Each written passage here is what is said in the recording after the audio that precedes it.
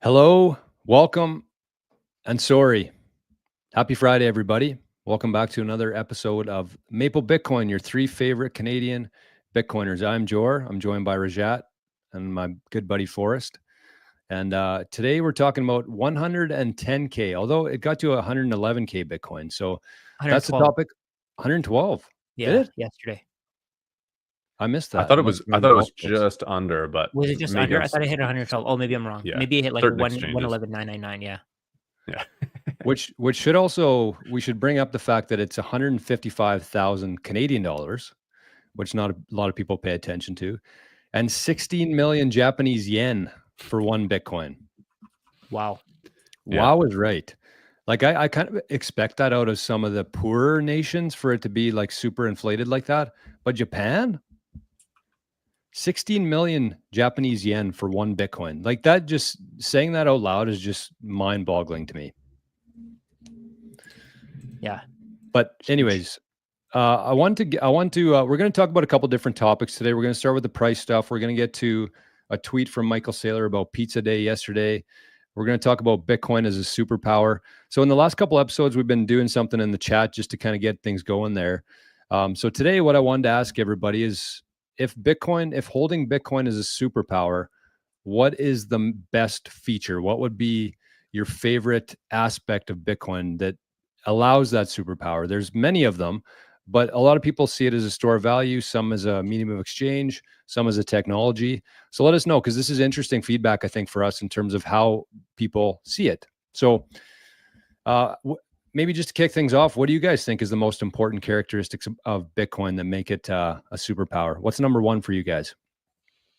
I think it's interesting. The white paper talks a lot about it being peer-to-peer digital cash. It really talks about that medium of exchange, which is definitely a use case and definitely something that's needed. But I think actually the bigger use case is what we're seeing currently, which is store of value.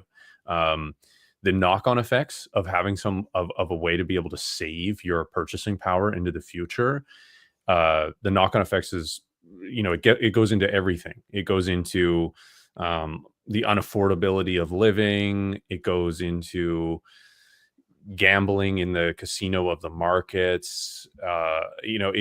It transcends so many different aspects of the world, and there's so much. Like, we're very financially privileged being here in North America, whereas in the other nations around the world, they either don't have their own stock market, or they're not able to invest in other stock markets. Their own stock market probably has all sorts of different issues too, depending on where we're talking about here. But they have no good store of value, and then they're always fighting against their local and global inflation, which just forces them to work even harder and acquire less goods and services for it. So store of value is a way bigger problem than people realize, and that's where we're at with Bitcoin. And I think we're going to talk about that later on, of when does this become a medium of exchange, or how important is a medium of exchange. But personally, I think store of value, I think there's a cycle of money becoming developed, and store of value is really important to establish.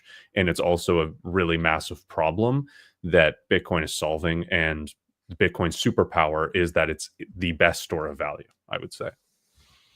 Yeah, I completely agree with you. I think that store of value phase is really important for us to actually get to a medium of exchange phase at some point. And I think it's important to remember that these are phases. It's going to take time. For example, I think with gold, people didn't really transact with it for a couple thousand years, I think it was. They didn't start transacting with it immediately. Over time, people understood what it was. They understood the value. They understood that it was scarce, and people were okay with accepting it in exchange for value in other ways. So food, for example, with Bitcoin, I think one of the issues that we have today, if you guys have been looking at my content, if the audience has been watching my content, I post a lot about how real estate is a massive problem, with people borrowing as much money as they can, bringing their future consumption to the present to buy as many houses as they can. That's a huge problem, because we're seeing that prices keep going up. The expenses to own a house, most people can't buy a house. And I think the majority of price increases for everything are starting from real estate, because there's more and more value being wasted on real estate. There's more and more energy being wasted on buying real estate and investing in real estate and analyzing real estate when housing should just be a house. A house should just be a house, a place to live in. We shouldn't be thinking about what's the cash flow that you can earn from this property, or what the um, what the different ways are for you to financialize housing. And I think that's a massive problem. Can you just share my screen there, Jor? Oh yeah. I saw this quick post before from somebody on Twitter. So you can see here, June Marie. I received my tax notice from the city of Edmonton. My property taxes are now $1,342 per month for a 3-bedroom, 2-bedroom, 2-bath bungalow. 1 year increase of $230 per month for seniors living near the river value, and I'm retired. This increase is criminal and needs looking into. So I don't know if this is it feels like a scam, right? These people spent their entire lives getting to finally be able to own a house, and now who knows if they paid it off. I'm not going to make an assumption here. If they did pay it off though, and they're living on a fixed income, what if they can't afford to pay the property taxes on this house? And this is something that happens because of the fake money that we have. So Bitcoin, being the store of value, completely removes housing from being an asset, and we stop using when we stop using housing as an asset, it just changes everything. All these people who have spent their entire lives working, they can now actually make ends meet.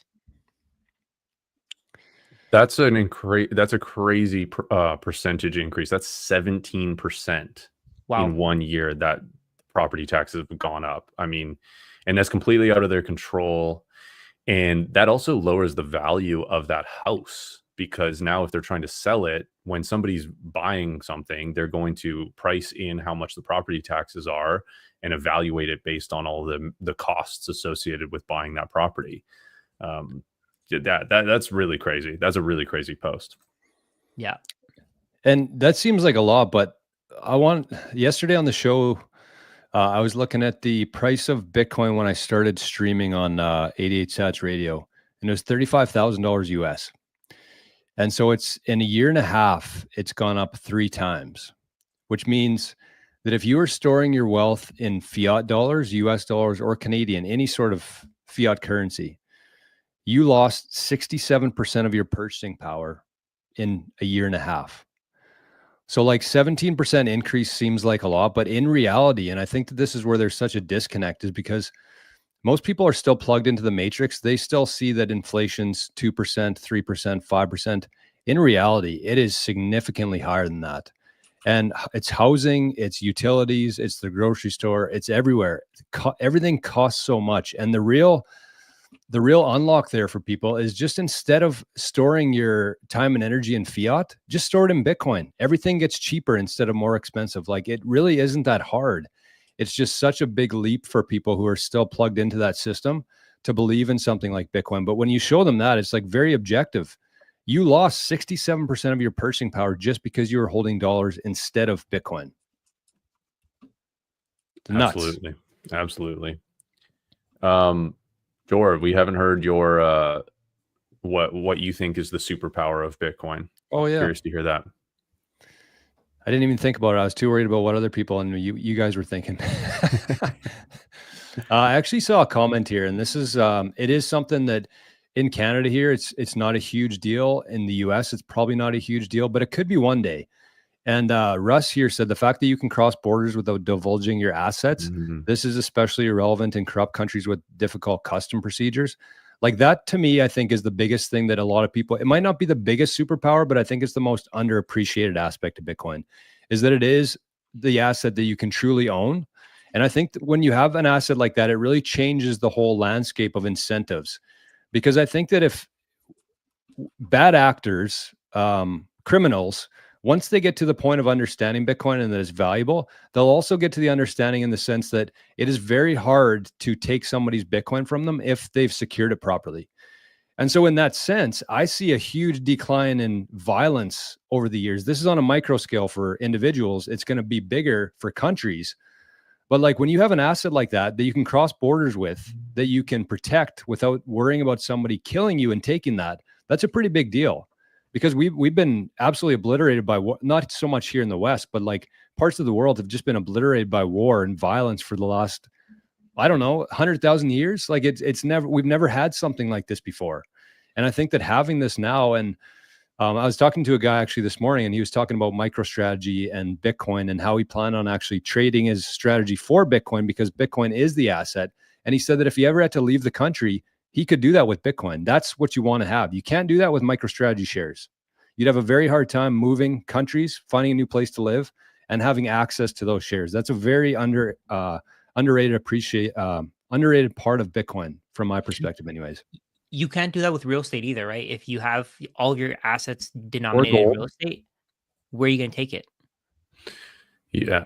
And what you said there, George, is so interesting about how Bitcoin essentially raises the cost of violence, because there's not as much potential reward and it makes it more difficult. And if you look at the way nations engage in violence, oftentimes they'll engage with what they believe to be a lesser foe, because there's less cost to that violence and more ability to extract value out of going to war. It's why the Cold War was not, the Russia-American Cold War during the decade or the century of the 1900s wasn't a physical war, because there was too much cost of violence. It was too expensive because there was potential for nuclear war. They're very strong nations against each other. And then instead, the US goes on these like little skirmishes around the world where they can extract a bunch of natural resources and destroy a bunch and take property and all sorts of things, because there's less cost to that violence. So all of that extends down to the individual as well, where if you store your assets securely, there's less incentive for a violent actor to try to take that from you, because there's more cost to violence. What do you think on that, Rajat? Oh, I like you here. I completely agree. I think before this, it wasn't possible. We had to use either physical goods or basically just trust. And it seems like fiat is almost the trust side of things instead of it is. It's the trust side of things where it's all just debt. With Bitcoin, we don't have to do that anymore. We can use something that's not physical, and it can also cross borders. It just changes everything. I mean, the entire system is completely changed. The financial system is completely being challenged right now. 100%.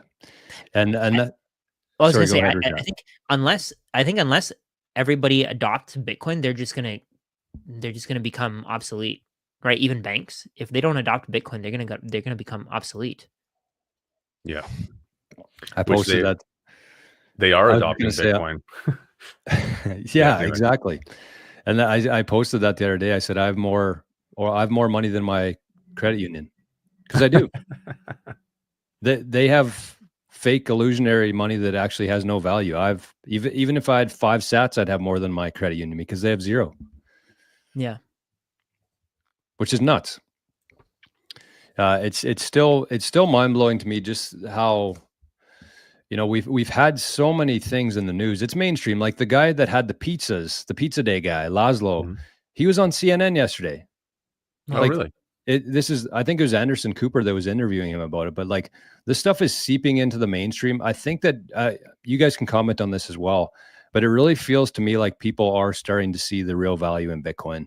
Everybody I talk to, it's no longer like a conversation as if it's like a weird thing anymore. It's like it's kind of cemented itself into society now. And when you talk about it, people will just say like, I'm interested in it. I know that I should hold it. I just don't have the time to do it. And I don't think we've ever been to that point before. It's always been, it's a Ponzi scheme. It's fake. It's used by criminals. There's all these different narratives. But I feel like right now that is changing. People are realizing that this thing is here to stay, and this is where you should be storing your time and energy in. I've noticed a lot of people still think that you need to buy a whole Bitcoin. You can't buy a fraction. People, I think we're still in the very early stages of this. I mean, maybe because it takes a lot longer to go from 0 to 1 than it does to go from 1 to like 1,000, because it's much more difficult, right? The compounding that it requires. So I think we're a lot earlier than most people think. there's still a lot of resistance. Like, people are waking up to it. People do realize, okay, this is something I got to take seriously, but there's still these levels of resistance that keep them out of it. Oh, it's too difficult. I have to open up an exchange account. I have to self-custody. Whatever, who cares? So, I mean, that's part of these ETFs is it's lowering the resistance to access, some exposure to Bitcoin. The other resistance too is just as you said, people think they need one Bitcoin, or just that they've missed it. There's still a lot of that, like, a few years ago it was so much cheaper and it's so heightened in price. Maybe it'll come down to those levels again. There's a ton of that. Like, maybe it'll just go down and then I can buy it then. There's a lot of people on the sidelines still not realizing what Bitcoin is and that it's basically programmed to go up denominated in fiat. So it's not going lower. I mean, it maybe temporarily in some cases, but over time it's going up. So you can constantly buy the top of Bitcoin and still win. So it just doesn't matter. It's not going to make that much of a difference if you're getting it at 10K less, or whatever, right? Buy the top forever. It reminds me of that meme from The Simpsons, where it says, like, it's all-time high in Bitcoin for now, and then I don't know if he's spanking his butt or whatever it is, but it says no, it's the all-time high for now, essentially. Yeah. Because and that's why we titled the show today 110 Bitcoin, and we're just the beginning, because it is like it's an all-time high today, but in a couple of years from now, or even less than that, we're just going to keep going up and up and up, and that's what it's designed to do. I think people are starting to understand that. Anybody who's got like a toe into Bitcoin, at least, they kind of grasp that. But my concern is that there's too many people who are still too far away from that. And these big institutions are coming around quicker than the average person. And I think it's a problem, honestly. And I don't know if there's a remedy to it. I mean, we're doing our best here to educate the average Joe, average Jane. But I mean, I just think that over time, the people who are here today in 2025 are going to benefit the most. The people who have taken time to understand Bitcoin, time to protect that, everything like that, they're going to be rewarded. But I think society as a whole, based on these violence incentives we were talking about before, every single person on the planet is going to benefit from moving onto a Bitcoin standard, which we are. Like, people are still calling Bitcoin the future reserve asset. It is. It's just that nobody's come on TV and announced that yet. But it is absolutely the current reserve asset, and it's repricing every other asset on the planet today. Yeah, the majority of people definitely need somebody to announce it on TV. Yeah. I don't think they're going to do it otherwise, because they're going to keep thinking that, oh, it's a scam, it's a Ponzi scheme, it's this, it's that. They're not going to. I feel like there's a group of people that's going to say that Bitcoin's a scam no matter what. It doesn't matter how high it goes. They're like with Peter Schiff, for example. The price goes higher, he says, "Oh, I feel bad for you." The price goes lower, "Yeah, I told you so." Price goes higher, "Yeah, you should sell." No matter what, he's going to keep saying that. But who knows? Who knows? I mean, maybe that's the thing that's going to be really special at this Bitcoin conference, where he comes out and says, "Hey, I actually have a stack of Bitcoin and I believe in it." Yeah, maybe we'll see. That'd be pretty interesting. Yeah, that would be interesting. Did you see this comment from John Chess? U.S. Treasury confirms the end of the penny. I just looked it up. I confirmed it. They produced their last batch of pennies, the mint in the U.S. So, like, I don't know. That's just another sign of, like, the penny's been, it's cost them more to produce a penny for a while, and the penny is essentially worthless. Here in Canada, we haven't had a penny for a long time. It's been no issue. They just round up and down because those few cents don't make any difference with something that has been devalued so much. Wow. Somebody said here, 1 penny costs 3.7 cents to make. There you go. Yeah, it's pretty wild. And I don't know, it's like just another sign, right? And I think, to your earlier point, somebody needs to come on TV and tell them to buy Bitcoin and stuff. A lot of people have been doing that, but there's a certain amount of people that really still believe in authority. They have an authority bias, and they don't really, I mean, they might think about for themselves in certain regions, but with, like, finance, it's just too beyond them, and they just put that up to authority. Like, they allow other people to tell them what to do, and those people are probably shaken out of their positions really easily too. They don't have conviction. They might not learn, but those people are coming, in my opinion, because there will be more and more authority telling them Bitcoin's here to stay. Bitcoin is part of your portfolio, 1, 2, 5%. We've seen all this stuff happening. It's just a matter of time before more and more people allocate to it. Yeah. I wanted to just take a quick break to mention our QR code. If you guys want to talk about it, we have what is it called? A Speed Bitcoin account or Coinos account? Both, yeah. So you can, if you look at the QR code next to my head here, you can scan it and you can send us some Bitcoin. If you find value in this conversation, we're trying to create as much value as we can. We're trying to help as many people as we can. If you find value in this conversation, send us a little bit of Bitcoin if you want to. We're going to buy a Lamborghini with it. And also we have I think we have, so each of us has a one-on-one session. If you want to join a meeting with us, do a half-hour, 1 hour call, whatever you want to do. They are paid, but you can check the link in the description below and you can find those links for that. Good call, Rajat. I didn't put that in the show notes today, but yeah, you can find a way to get a hold of us on our channels. We have it in all our videos. I'll put it in the show notes after the live stream today. And just find it. You'll find it somewhere. Yeah. And also that QR code is a Lightning address. So you have to send Lightning Bitcoin. I've gotten a few comments of, oh, I can't send Bitcoin there. If you're trying to send on-chain Bitcoin, that won't work to that Lightning address. It's got to be Lightning, which, yeah, you can use all sorts of different wallets. Wallet of Satoshi here in Canada. I think Cash App in the States, Strike, they have Lightning options. And then Coinos. You can send. Yeah, Coinos as well. Yeah, which is a great one, but you have to fund that from an alternate source. You can't buy Bitcoin on there, but yeah. And if you're in Canada and you're listening to this, which I'm assuming some people are, if you use Bitcoin Well, actually, and we have a referral link to that. So I will have actually, I should have had this before, but we'll have the one-on-one session information. We'll have the on-chain address. We actually have that for people who aren't on Lightning yet. I'll put that in there, and I'll also put our Bitcoin Well. So the nice thing about Bitcoin Well is they actually have a swap for free feature, which means you can swap if you have Bitcoin on chain, like in cold storage or in a different wallet. Oh, wow. You can swap for free, zero charge. It takes about 10, 15 hours because they batch their transactions, but I haven't seen that anywhere else on the planet in terms of being able to do that for free, because it is an on-chain transaction. Every time you're moving from Lightning to on-chain or vice versa, that's a Bitcoin transaction. So it does cost something, but if you're using Bitcoin Well, it's free to do. So it's almost worth getting an account just for that reason alone, because that's cost me a lot of sats in the past. Yeah. Yeah. The other services like Bolts charge like 1% to do that. So yeah, it being free on Bitcoin Well, I don't know why they don't talk about that more. That's such a huge service. I agree. In my opinion. Yeah. That's massive. I think it's because it's only in Canada right now, and they are still catering to both Canada and the US. So they're trying to, right. They don't want to piss off the Americans. Right. But since actually, before you said that, Rajat, some beautiful soul out there sent in 33,333 sats to the Maple Bitcoin Fund. Wow. That's huge. And since then, we've got 10,000 sats. Both these were anonymous.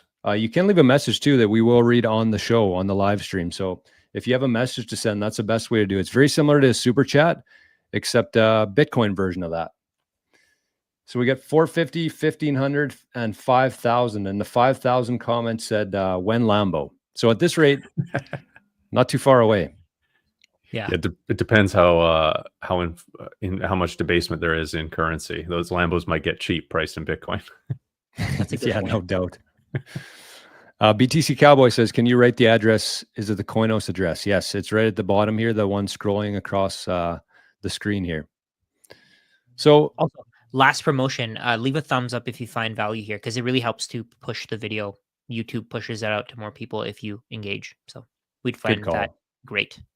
Good call. Yeah, we want, that's what we want. We want this information. The whole point of this is to educate the average person on Bitcoin, because we, the individual, want to hold as many sats as possible.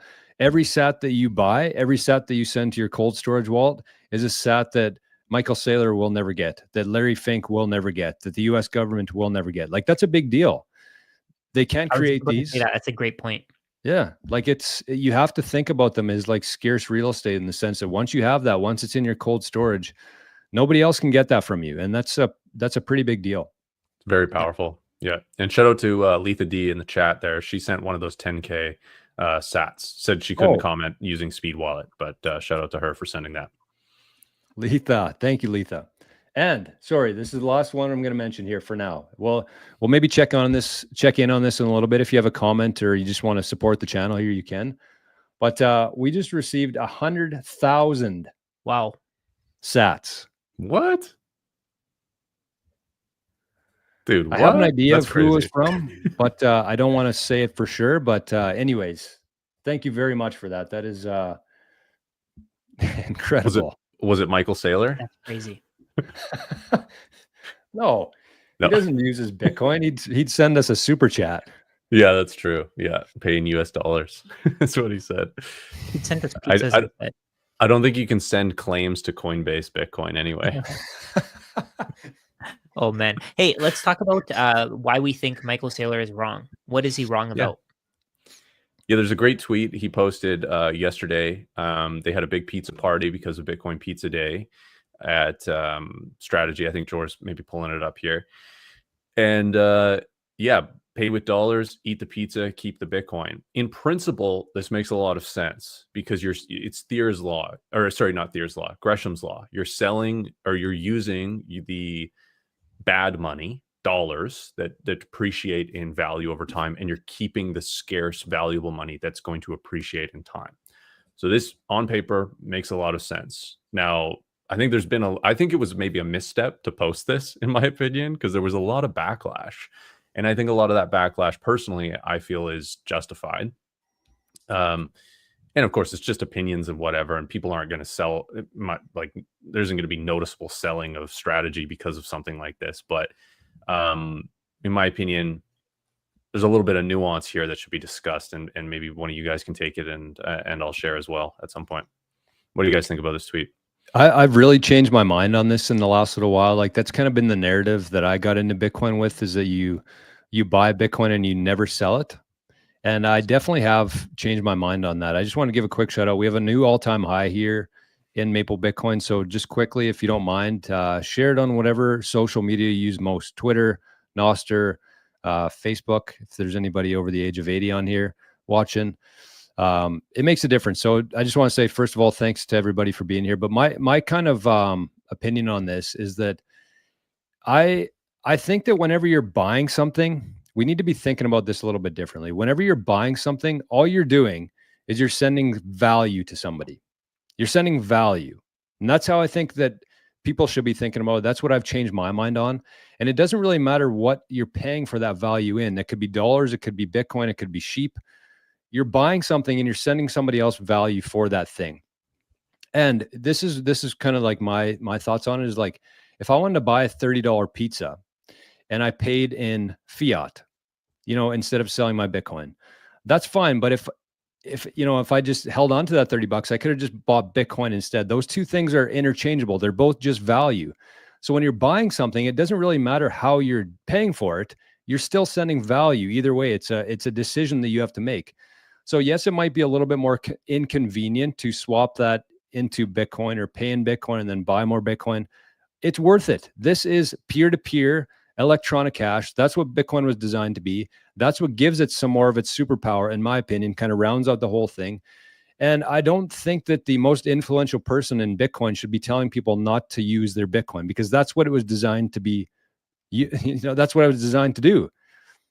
It's powerful in the sense that you can send your Bitcoin to anybody else. I could send mine to Rajat in Ontario, Forrest in BC. In a second, there's been people sending in value through Lightning throughout this stream here today. That's the powerful thing about Bitcoin.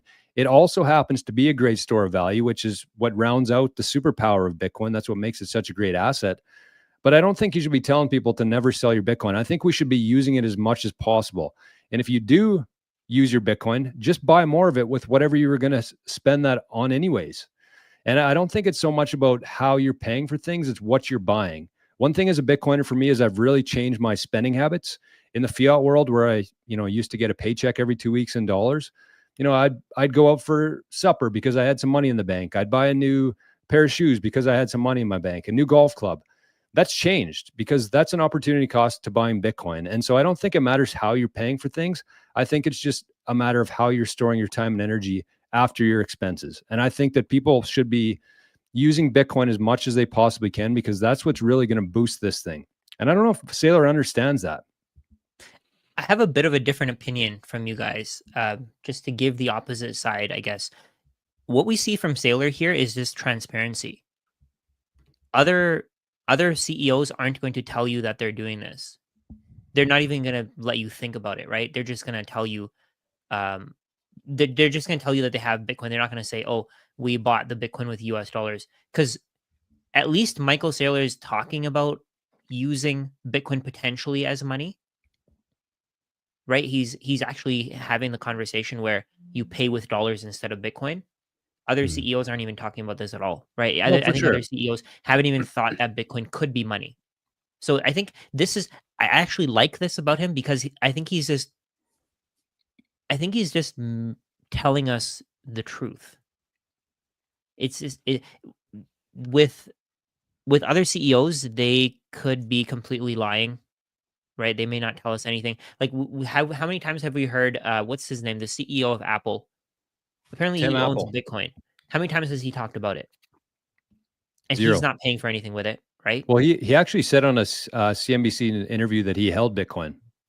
But he's not talking about it publicly, right? He's not No. helping. If anything, he's helping the wealthy. At least with Michael Saylor, he's going on X, something that a lot of individuals use who could actually benefit from holding Bitcoin. And I think this is just what's happening, right? Companies aren't gonna, if Bitcoin goes to MicroStrategy, people might be thinking, yeah, they might sell at some point. So I think that makes it a little bit uncertain. But with what Michael Saylor is saying, he's just confirming that they're never going to sell. Yeah. If they have fiat, why would they use fiat to pay for Bitcoin or to pay for pizza? Or sorry, if they have fiat, why would they use Bitcoin to pay for pizza? Right. And I think that should be the way that everybody thinks, because that's what's going to see. Right now, we're in that store of value phase. So why would you use your Bitcoin as a medium of exchange if we're in the store of value phase? If people haven't had massive returns on their Bitcoin. So if you think about MicroStrategy, for example, they're up like 50% on their Bitcoin, maybe 60%. I think that people will start using it, even in the case of MicroStrategy. Maybe they'll never start using it, but I think people will start using their Bitcoin as money once they're up 10x, 20x, 50x. Because at that point, it's just burning a hole in their pocket. Otherwise, you can't do anything with money other than buying things of value with it. And then eventually, this is just going to translate to people only wanting Bitcoin. They won't want anything else. Yeah, and I agree with you. I think that it makes a lot of sense what he said at this moment in time, because he's thinking about Bitcoin or even money's use case as a store of value, and how you would just use the lesser store of value for payment. There is kind of I'm sure this is a lot more nuanced, because he's also talked about how, like, he's congratulated Steak and Shake for accepting Bitcoin. So it's not like he's anti accepting Bitcoin or using Bitcoin as cash or anything like that, right? He's just saying, hey, this is the most important part of Bitcoin to me, which is totally fair. And they've built a business around that. There's also the technical argument against his position, where Bitcoin actually needs to be used on chain to facilitate the security of it. And that corresponds to it being a good store of value, because if it doesn't end up being secure in the future, then it isn't a good store of value.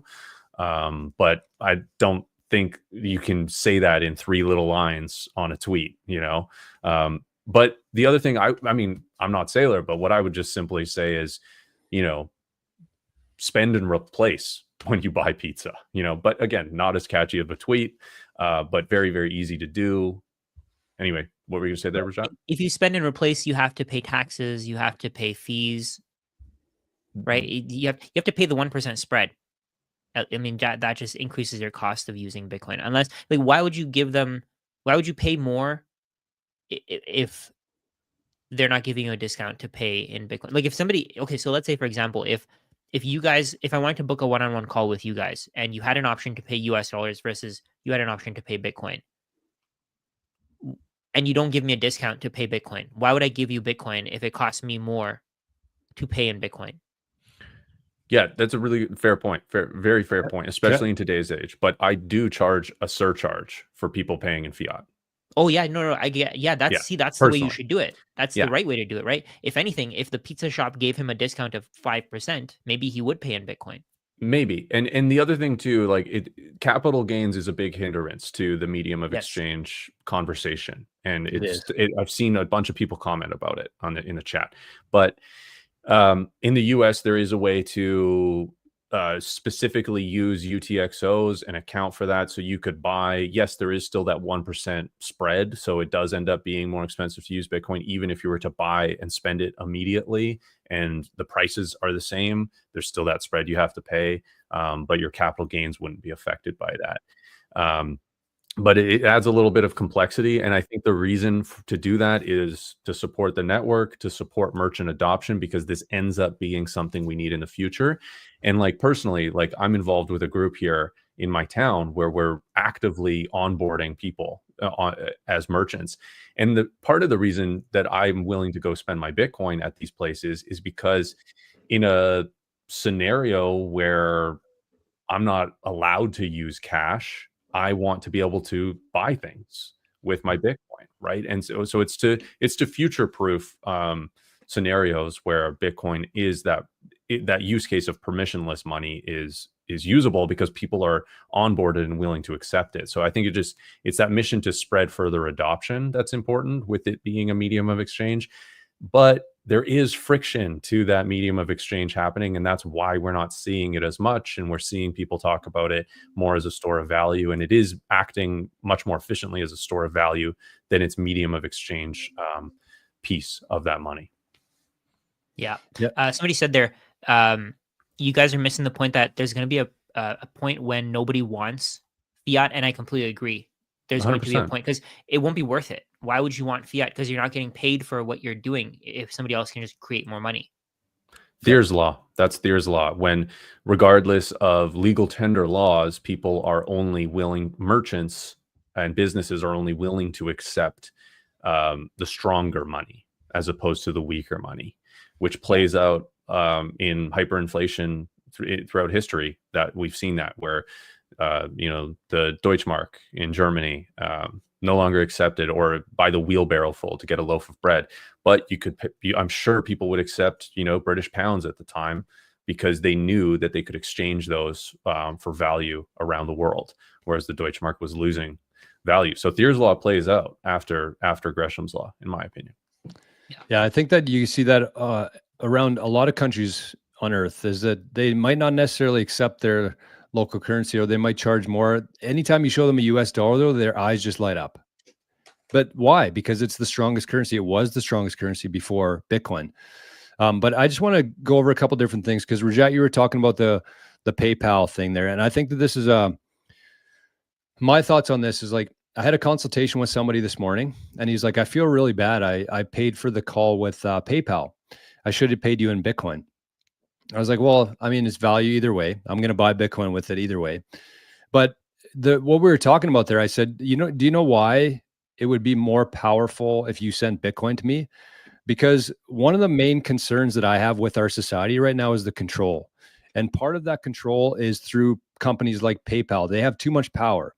And if people are sending Bitcoin instead of using PayPal for that, that reduces the amount of power and influence that a company like that has. And for somebody who uses PayPal and doesn't necessarily talk about things that the state loves, that's a real issue for me, because at any moment, PayPal could just say, you know what, you're talking about Bitcoin. We don't like Bitcoin. You can't accept money anymore. That's a problem. That's not a problem for every person, but it's a problem for me. And so I think that not only could he send Bitcoin, nobody else would know about it. He wouldn't have to put in his credit card information, banking information. It wouldn't show up anywhere for me. Like, that's one part of it. But just like simply taking some power away from PayPal, to me, is worth that 1 or 2%. And the other thing I was going to say there is that, for somebody in my shoes right now, I keep the majority of my wealth in Bitcoin. And so I think that if you ever have to, if you're able to pay for things in fiat, that means that you're short Bitcoin. You're not all in on Bitcoin. If you live in Bitcoin, then you're going to spend some Bitcoin once in a while because that's where you're storing your time and energy. So for me, I buy things a lot in Bitcoin, or I use Bitcoin to exchange for fiat to buy things, whatever that may be. But it's because that's where all my stuff is. And I don't always spend and replace it because that's just part of my life. I have to pay for things to live. And I use Bitcoin to facilitate that. So that's just kind of my perspective of it. I see what you guys are saying as well, but I just don't think we should downplay how important it is to be able to transact peer-to-peer without intermediaries like PayPal in this situation. It's a big deal. I agree. But the point with Bitcoin though is that it gives you a choice. That's the most important thing. Everybody can do whatever they want with their Bitcoin, and that's the greatest part. With fiat, for example, we have no other way to pay. With Bitcoin, at least we have the opportunity to pay with other stuff. For me personally, if somebody wanted Bitcoin, I would pay them 100% with Bitcoin, right? If somebody doesn't want Bitcoin, why would I force them to take Bitcoin? And then they're obviously going to go and convert it into US dollars, and I lose, and then they lose. It's just giving more money to the financial services industry. Yeah. Yeah, all good points around the board, and I think there are times when it makes a lot more sense to actually use Bitcoin. Like I'm working with a filmmaker in Kenya. I've been sending money through these remittances services, and they take like insane percentages. And finally, I've convinced him, all right, if we're going to continue working, you got to accept Bitcoin. And then he's like, okay, fine. And they have a really cool system in Kenya. This is maybe a side point, but they use something called M-Pesa, which is a way to pay through the SIM card in your phone and actually convert into Kenyan shillings. And Wow. there's this app called Tondo, and it connects to your Lightning wallet, like wallet of Satoshi. And so when you transact with M-Pesa through Tondo, it immediately converts your sats into Kenyan shillings and sends it to the other person's M-Pesa account.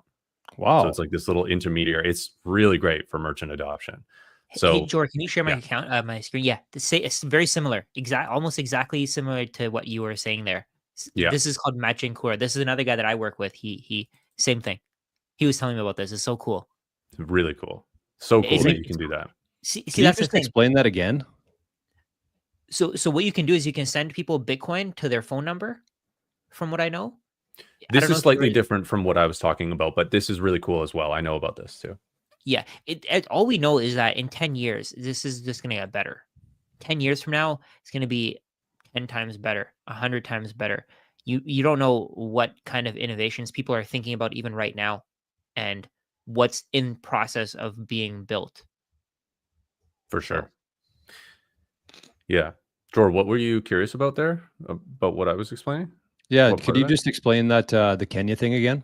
Yeah, so there's something they use for payments and for storing their currency called M-Pesa, which connects. It's like basically an account that's associated with their phone number or with their SIM card. And by having somebody else's phone number, you can send through the M-Pesa network value. Like you can send Kenyan shilling, their currency. And so there's this company called Tondo, which has created a system to convert sats into Kenyan shilling and transact through M-Pesa. So if somebody holds sats on wallet of Satoshi, connects wallet of Satoshi to Tondo, somebody could pay with Tondo as if they were paying with M-Pesa, but it would actually be coming from Bitcoin directly, their Bitcoin account, instead of their Kenyan shilling account. That's super cool.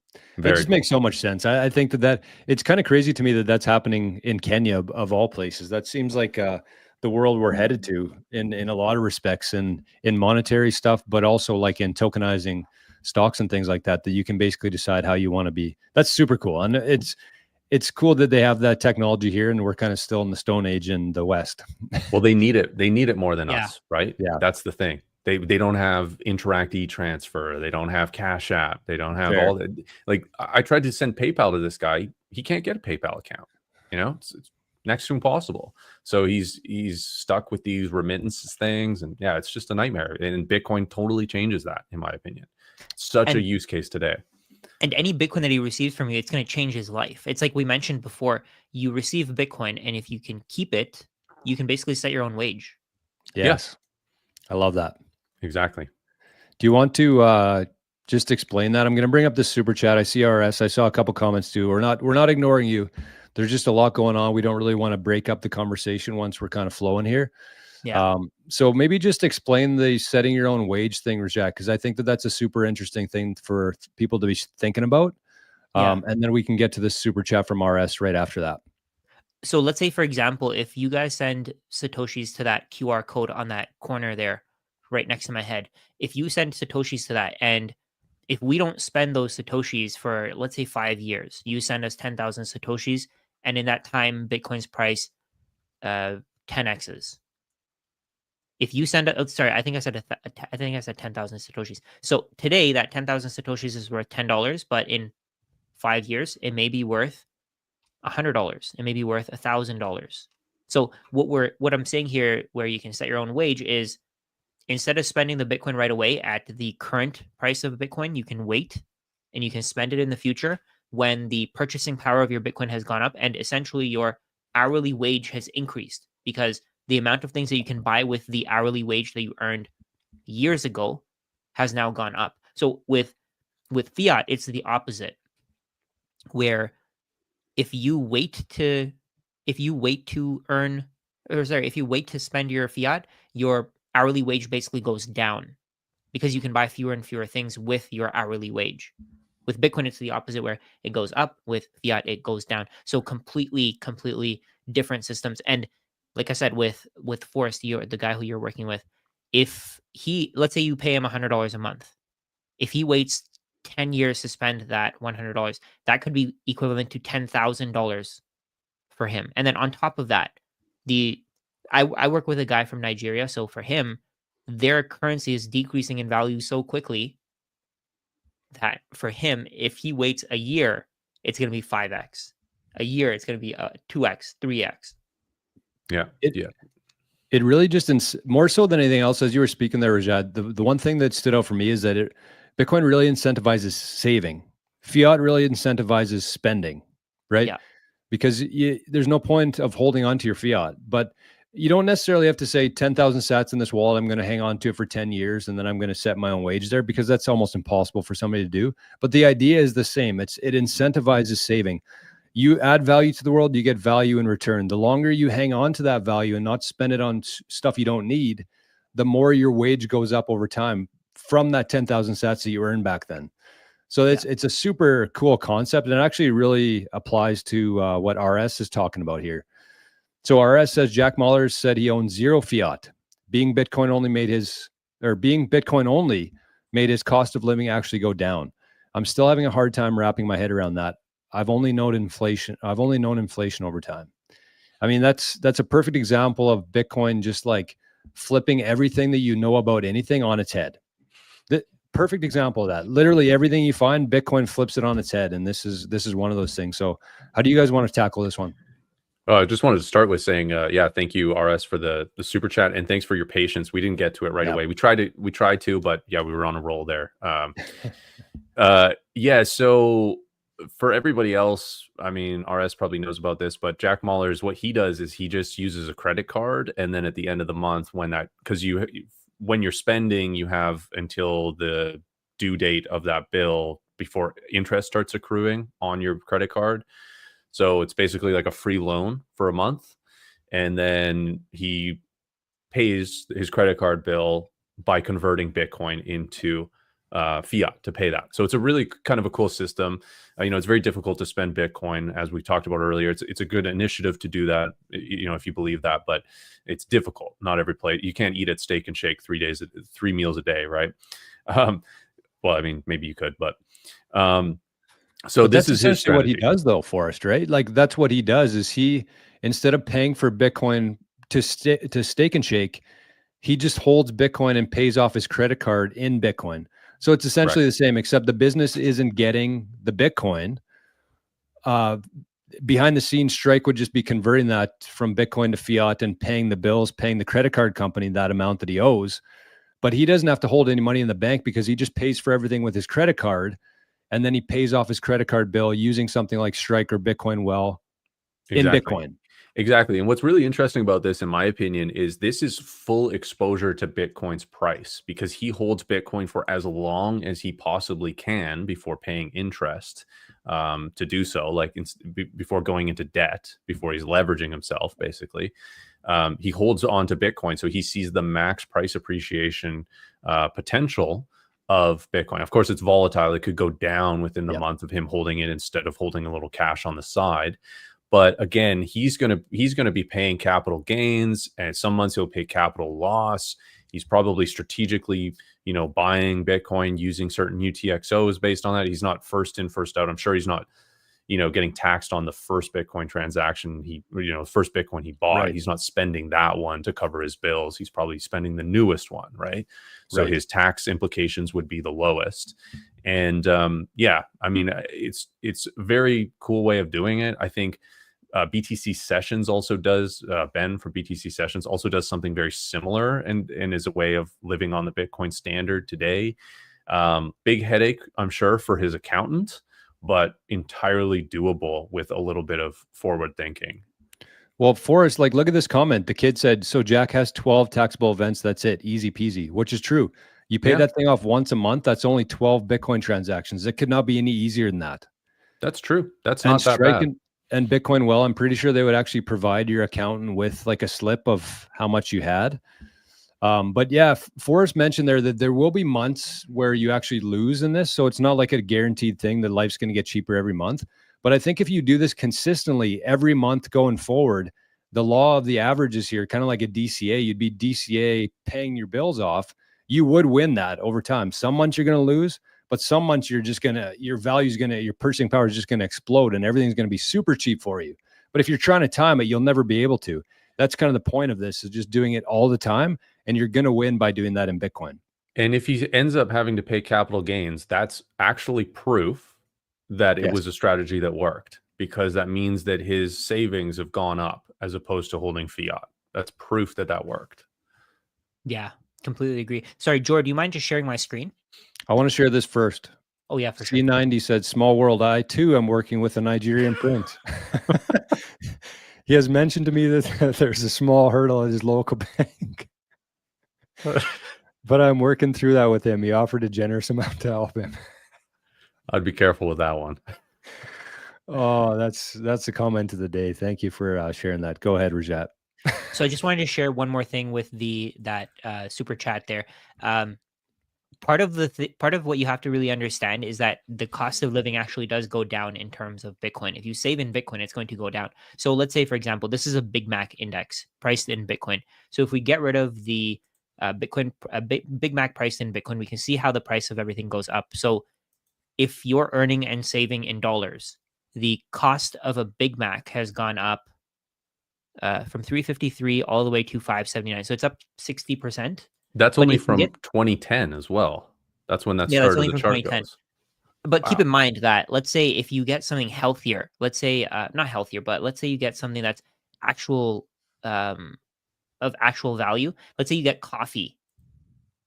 This is what the price of actually, this is way too volatile. I don't think this is the right example. Let's go with the supply and demand of one commodity type index like that. Yeah, it makes sense. But the other thing I'll just say about McDonald's before we move on, the Big Mac has gone down in quality since 2010 as well. So it's not only just gone up in price, it's gone down in size and quality. And that's another way that inflation affects things like food. Yeah, so same with houses too. Yeah, right. So we have the price in terms of dollars. It's always going to go up. But if you look at that price, again, this is something that I try to show as many people as possible. But I don't know if people are seeing it. If you look at it in terms of Bitcoin, this is what it looks like. It went from 35 Bitcoin to buy one Big Mac to 0.1 here, or 0.01. And now it's probably just it's what, 5,700 Satoshis or so? Yeah, it'd be 5,000 sats or 4,000 sats in Canada anyways. Yeah. No, in the US, I mean, sorry, it'd be a little bit more than that in Canada. Yeah. So that's it, right? I mean, that's the difference. This is how you can see, because Bitcoin is a finite asset and the value of Bitcoin appreciates as we develop our knowledge on how to make Big Macs easier and how to improve the quality of Big Macs, right? So the price in terms of Bitcoin decreases because Bitcoin's price appreciates over time. So when you think of it this way, over time, because Bitcoin has a finite supply, because Big Macs essentially have an unlimited supply, the price of Big Macs will always decrease in terms of Bitcoin because fewer and fewer people will have the amount of Bitcoin required to pay for a Big Mac. So right now Yeah. it costs what? What did you say? 5,000 Satoshis to buy a Big Mac? I messed that up. That's in America, and actually, it's Right. about that. But I want to make a point after that, Rajat, because I messed that up. But yeah, go ahead. It's about 5,000 sats. No, that's okay. So let's say it's 5,000 sats. Eventually, 5,000 sats is going to be what you earn for a week of work. Are you going to be able to pay that much for a Big Mac? No. So it's automatically going to decrease. At some point, it'll cost you 500 sats. Then it'll cost you 50 sats to buy a Big Mac. Yo, can you go back to just the Big Mac index? I want to try to make a point here. Yeah. This chart looks like the price of the Big Mac is going up, but the price of the Bitcoin is going down. It's the value of the dollars that makes it appear like the price of the Bitcoin is going up. Sorry, can you say that again? This shows that the price of actual the Big Mac... the actual cost of the Big Mac is going down. It's probably costing they're becoming more and more efficient to produce a Big Mac. Oh, less in labor. Less in labor, less in costs, more cheaper efficient ingredients. shipping, all of this. Cheaper So ingredients, it's cheaper ingredients, but it appears like the Big Mac is going up in cost because the dollar is weakening against it. Yeah. So wait, let's take a look at real estate then quickly. So we can see here, where's real estate? House price. Same thing. The materials get cheaper, but the price is going up.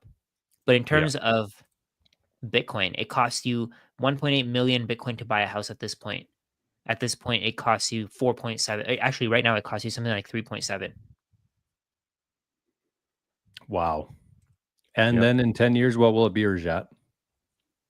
I actually think it's going to be under 0.37. 0.37. Okay, actually, that's a good guess. 0.37. Bitcoin could actually 10x in that time. And then at the same time, actually, Bitcoin doesn't just need to 10x. If the price of real estate decreases and fewer people want to use real estate as a store of value, then the price of real estate is going to decrease in terms of dollars, and it'll automatically decrease in terms of Bitcoin. Yeah, I'll be buying a house then. I'll hold on to my Bitcoin. As Saylor suggested, I'll spend my dollars, hold on to my Bitcoin, and maybe I'll buy a house with it at some point. Yeah. Rajat, can you put the chart in the chat? Yeah, for sure. The one thing I wanted to mention on this, because I had that backwards, I thought it would actually cost more sats in Canada, but it's actually less. And I think that as Canadians here, I think that that's one thing that really messes with my mind is like we see as the price goes up, our dollars get less and less sats in return. So like 6 months ago, you could spend $1 Canadian and you get 1,000 sats. Today, you spend $1 Canadian and you get 650 sats. So that's the depressing part about it.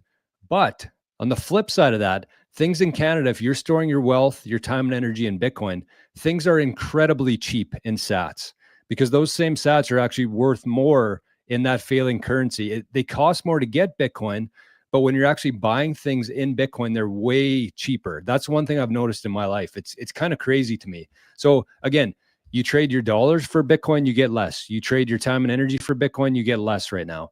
But the Bitcoin that you do have, the things that you're buying get cheaper and cheaper and cheaper. So it's kind of like it's really difficult to wrap your head around that. It was for me anyways. It still is. Yeah, in the beginning, it's really difficult. It is a win-win. That's the point of it, right? Because when the price goes down, you can buy more sats with your dollars and with your time and energy, but things cost a little bit more or more sats, I guess. But the flip side is it costs more to buy, but everything around you gets cheaper and cheaper. Yeah, I was at a Bitcoin meetup on Wednesday, and a guy pulled up this little chart that showed every time Bitcoin was hitting an all-time high. It was hitting an all-time high during the meetup, and they were all so excited about it. And I just said, "Hey, this just means I'm getting paid less." And they got it right away. But that's what it is. You're getting paid less. But yes, my savings have raised in value. My balance sheet, my personal balance sheet, has raised in value. The sats go further with whatever you're buying. Yeah, exactly. Okay, well, we're 1 hour into this, boys. I think we're going to go for about another half an hour ish.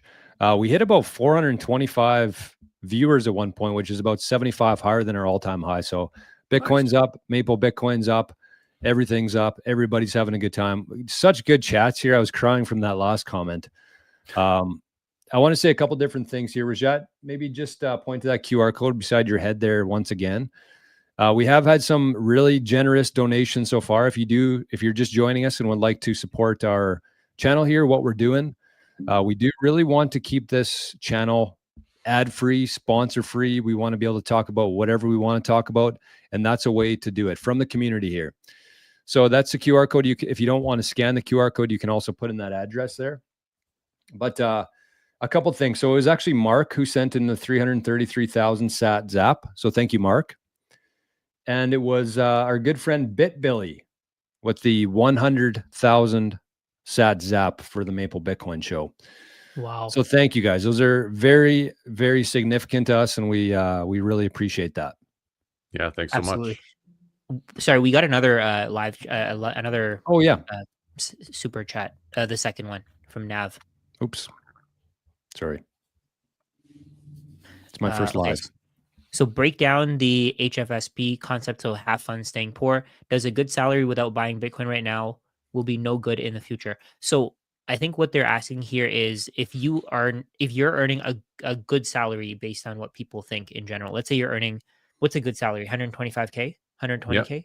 That's a good Yeah. salary for sure. So let's say at some point you're earning 120K, and over time, your cost, it depends on what you're spending on, right? So it depends on how much you're spending. So if you're spending 50K right now and you're making 120K, it may seem great right now, but if you don't increase your salary, if you don't keep earning more and more, your cost of living will catch up to your salary.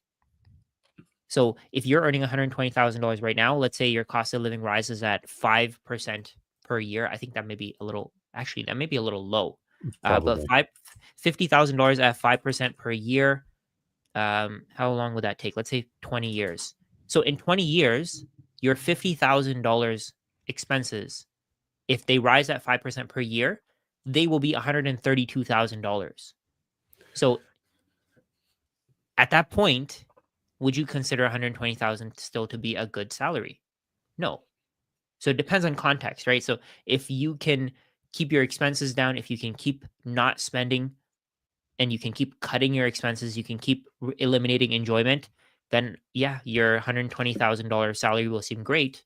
But if you want to maintain the same standard of living, then no, not at all. You have to keep earning more. You have to keep improving your skills. And even as you get older, there's a concept called human capital. Have you guys heard of it? Mm-hmm. So No. human capital is basically what you are worth. So if you have certain skills, what you can convert it in, what you can convert your mind into, your skills into, right? So if you wanted to work a job where you're making $500,000 a year, and you can do that for 50 years, what's your human capital going to be? Like $25 million.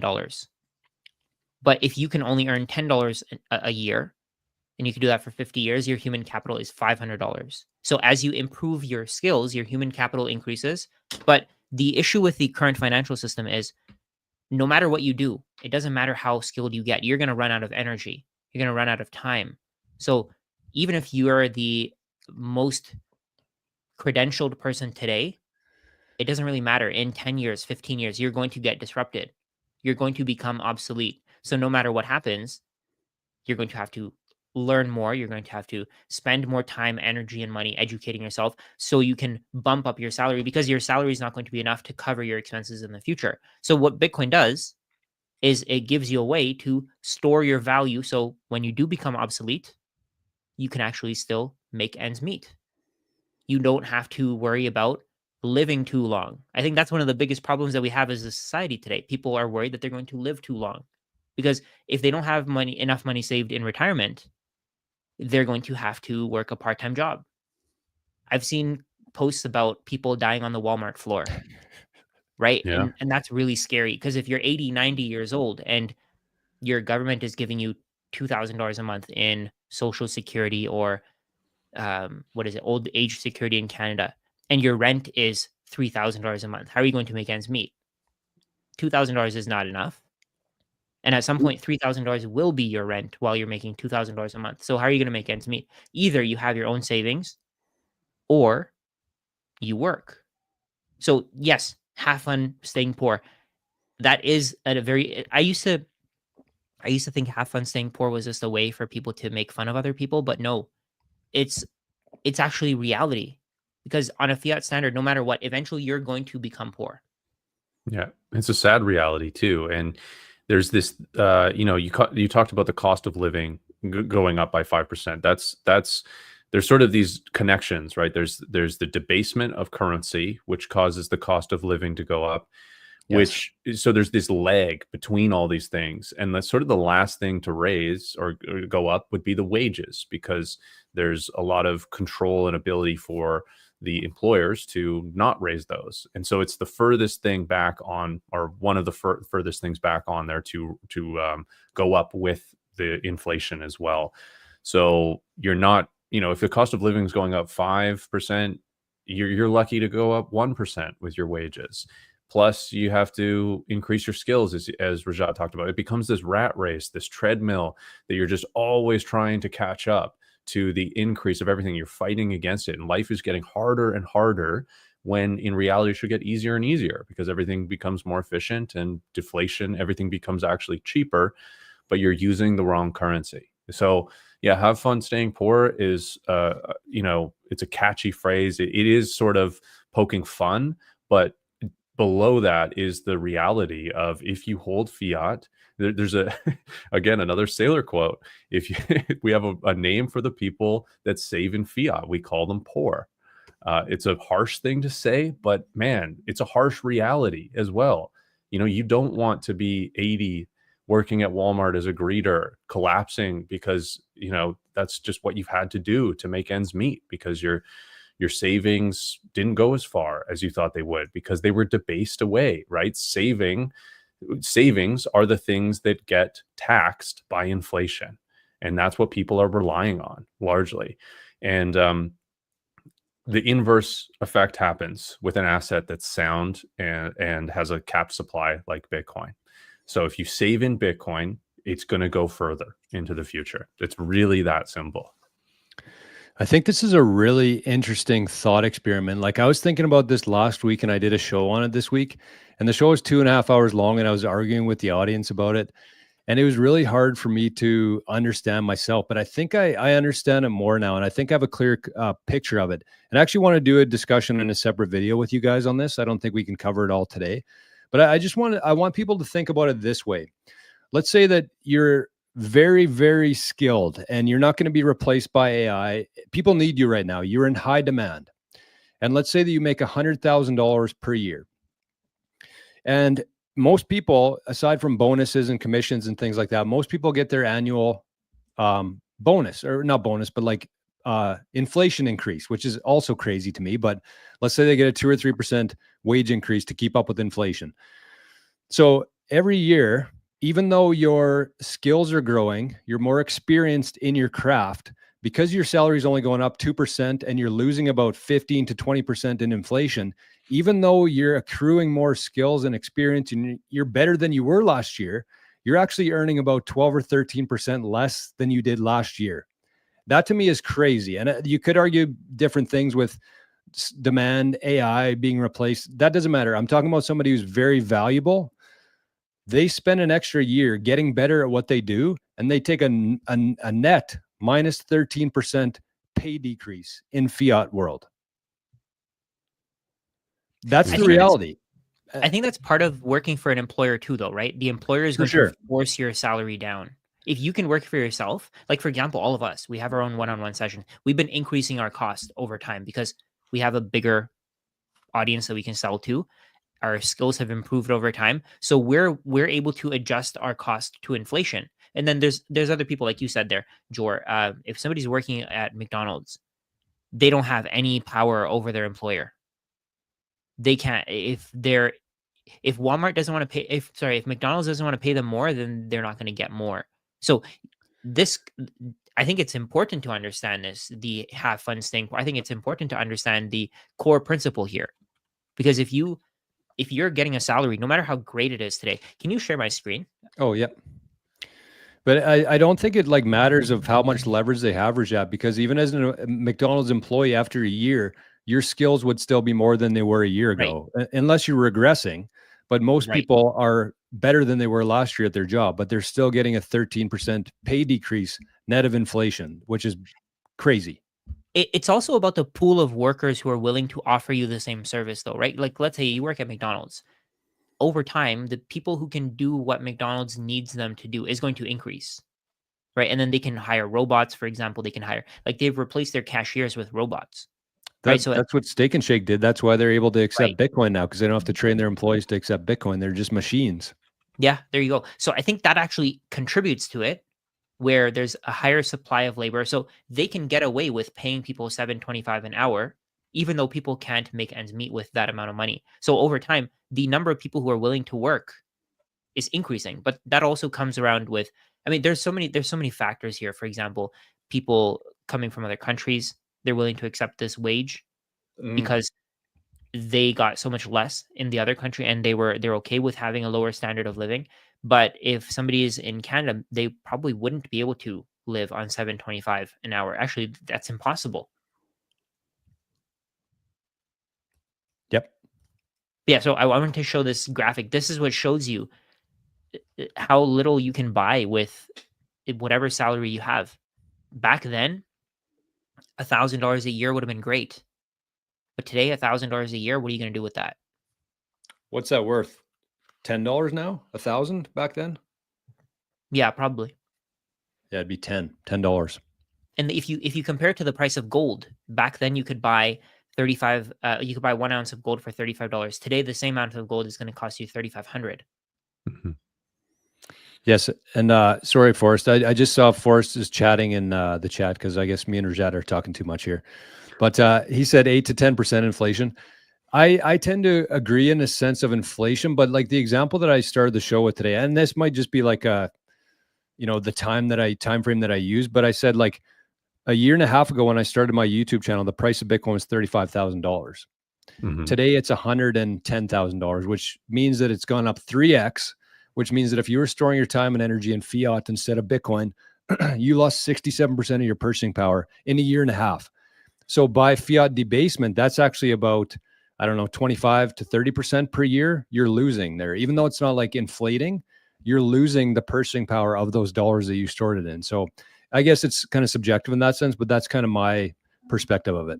Well, when you're pricing, because you're pricing it in Bitcoin, the sort of the like loss of purchasing power. That's what I measure things in with. Like, that's what I think Right. Bitcoin is. It's a measurement of everything else in the world. And fiat is one of those things. And Right. just think about it. If you had dollars in a bank versus Bitcoin in a wallet, you lost 67% of your purchasing power. So, I mean, whatever that is, that's the reality of what happened there. So again, Yeah. like Bitcoin to me measures things, and that's the Sure. measurement of debasement in that sense. Sure. Yeah. No, I just think that, I mean, it's clear we're still on an adoption curve as well, which is pricing in part of For the sure. value of Bitcoin. But, you know, this gets down to another issue, which is that why don't we know what inflation is? Why do we have to Yes. guess? Why are we told Yes. one thing when it's clearly something else?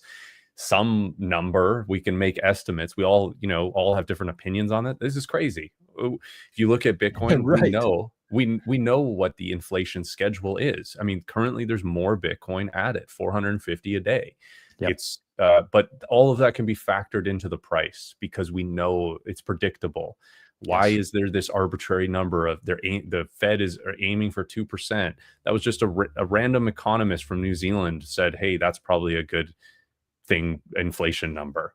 Why is inflation not deflation? Why is it not even zero? But why is it not deflation? Like, it's just, this is so crazy that we even have to be like guessing at these numbers, you know?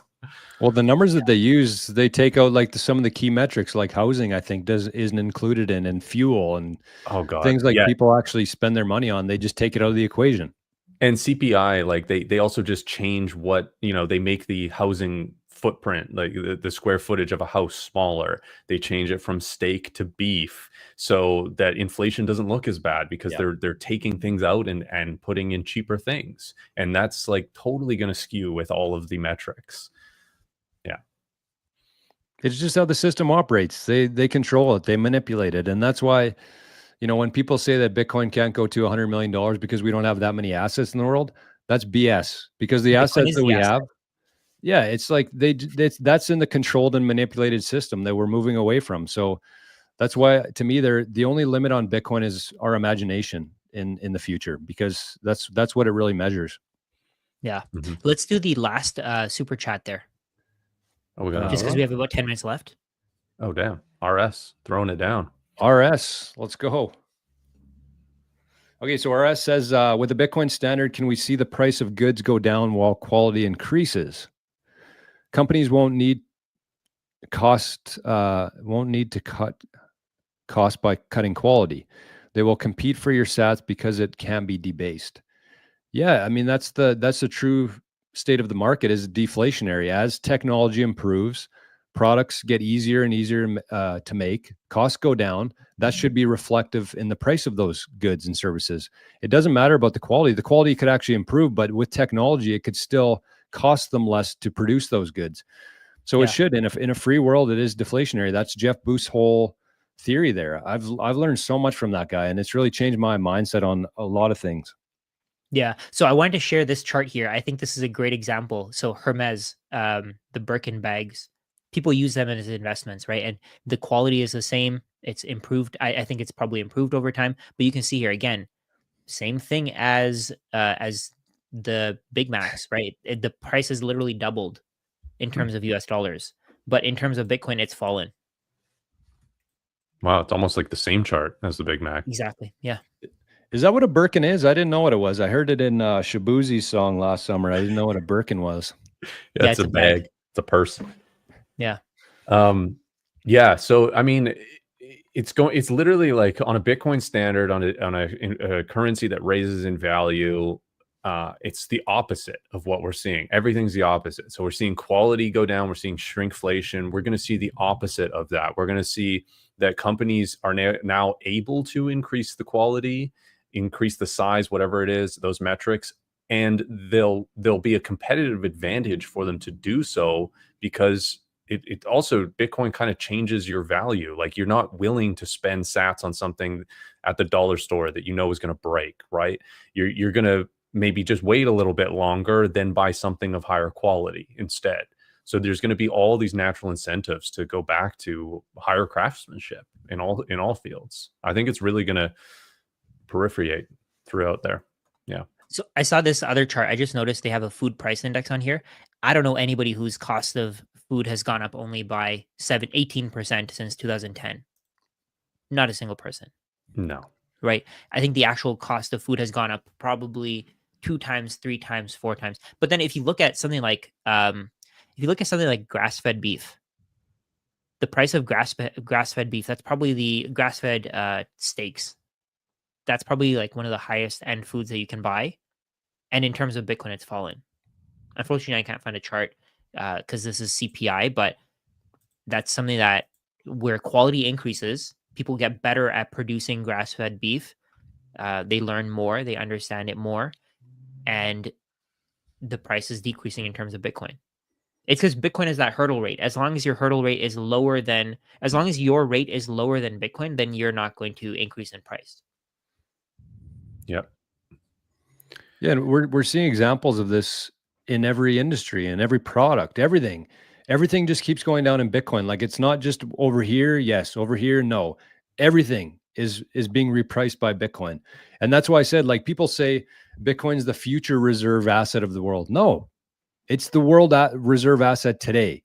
And it's repricing everything. If you look at everything through a Bitcoin lens, it makes so much sense. And it falls right in line with the free market, how it's supposed to be, outside of this control and manipulation that we grew up in. So again, don't wait for somebody on your television to tell you that we're on a Bitcoin standard. We already are. And the people who are here today are going to be the biggest beneficiaries of that. We also, yeah, we don't have a free market. So how could we expect any of these numbers to be correct anyway? Because they're all being Yes. manipulated by different types of subsidies or different costs associated with it. It's, yeah, I mean, I think you start going down the rabbit hole of Bitcoin, you start looking into Austrian type ideas of economics, Austrian economic ideas, maybe some libertarian type ideas, and you start to realize, okay, we don't actually have a free market in capitalism. It's totally skewed.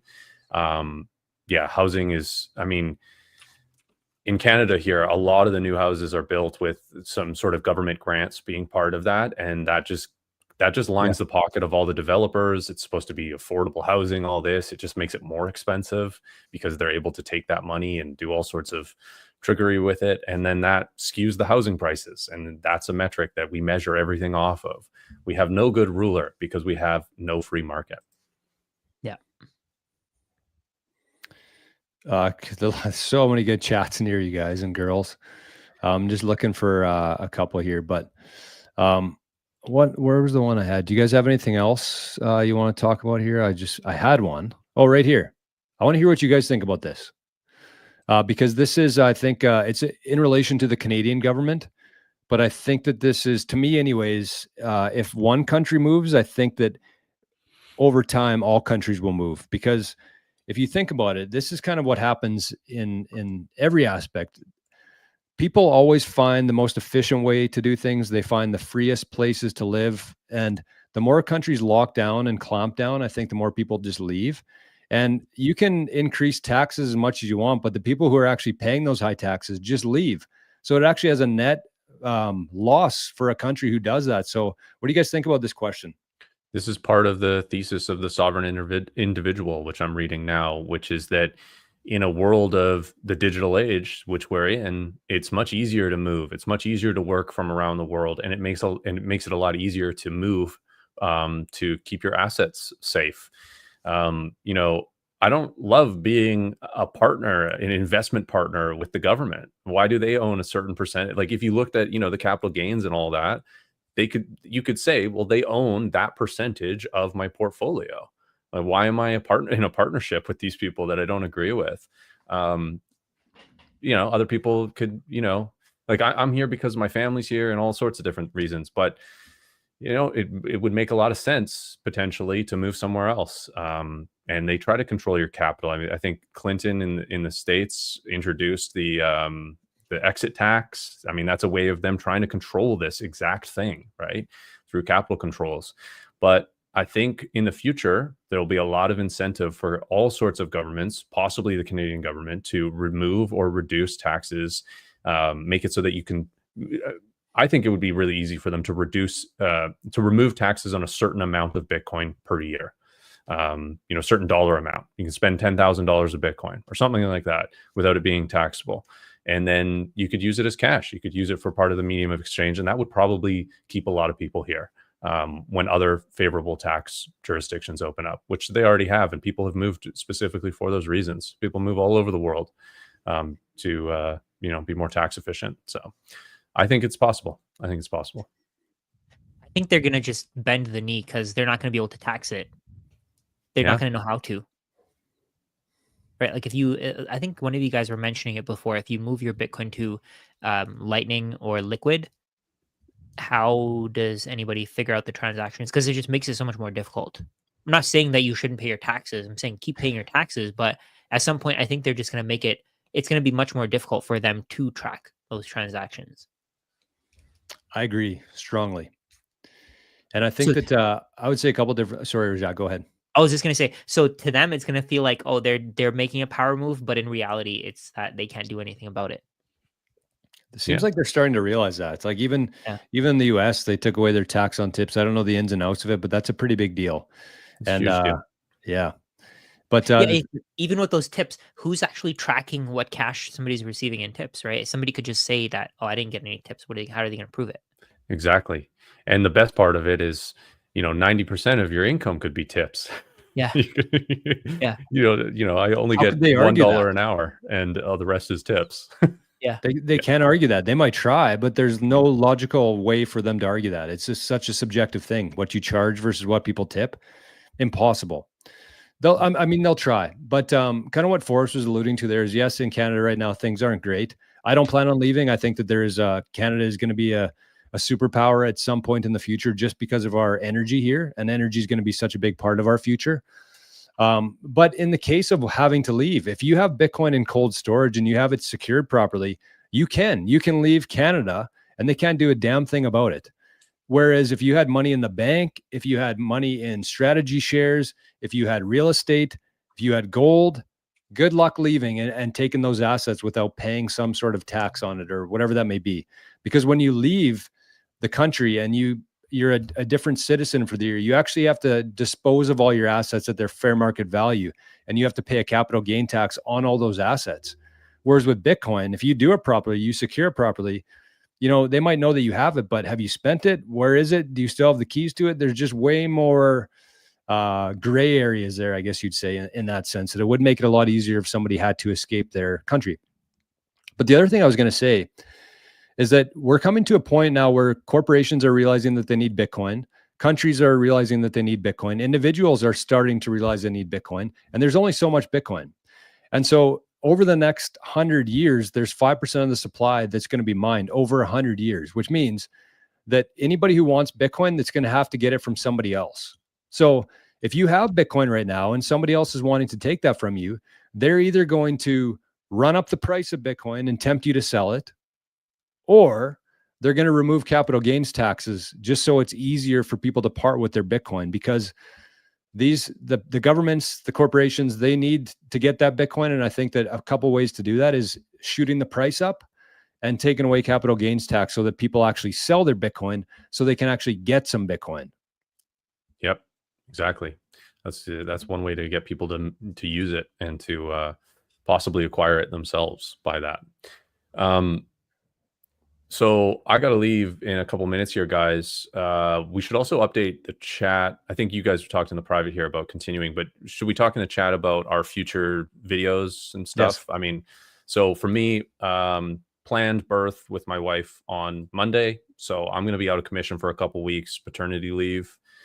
You guys are going to the conference. So I think we might, what are you guys thinking? Live stream wise and things like that.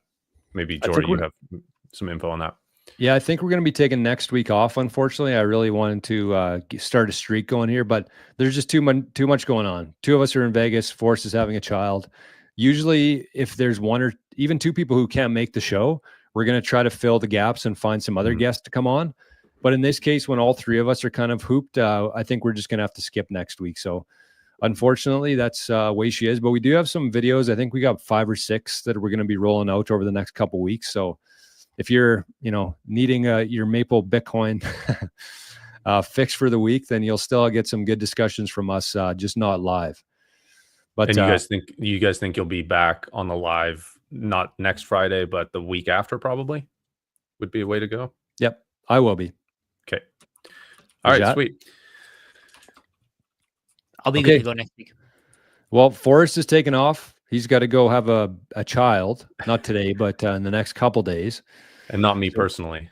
I don't think it works that way. Yeah. Contrary to the keyboard on Apple, Forrest cannot get pregnant. But so anyways, Forrest, we just want to say thanks for everything always. And we want to wish you and your wife the best in the adventure ahead. And we can't wait for you to join us on the next episode here. Appreciate it. Thanks, guys. Later, Forrest. Okay. See ya. See ya, Forrest. Okay, so Rajat and I are going to stick around and have a little fun, I guess. Yes. Let's answer more questions. Okay, so you got about, I don't know, we'll call it half an hour.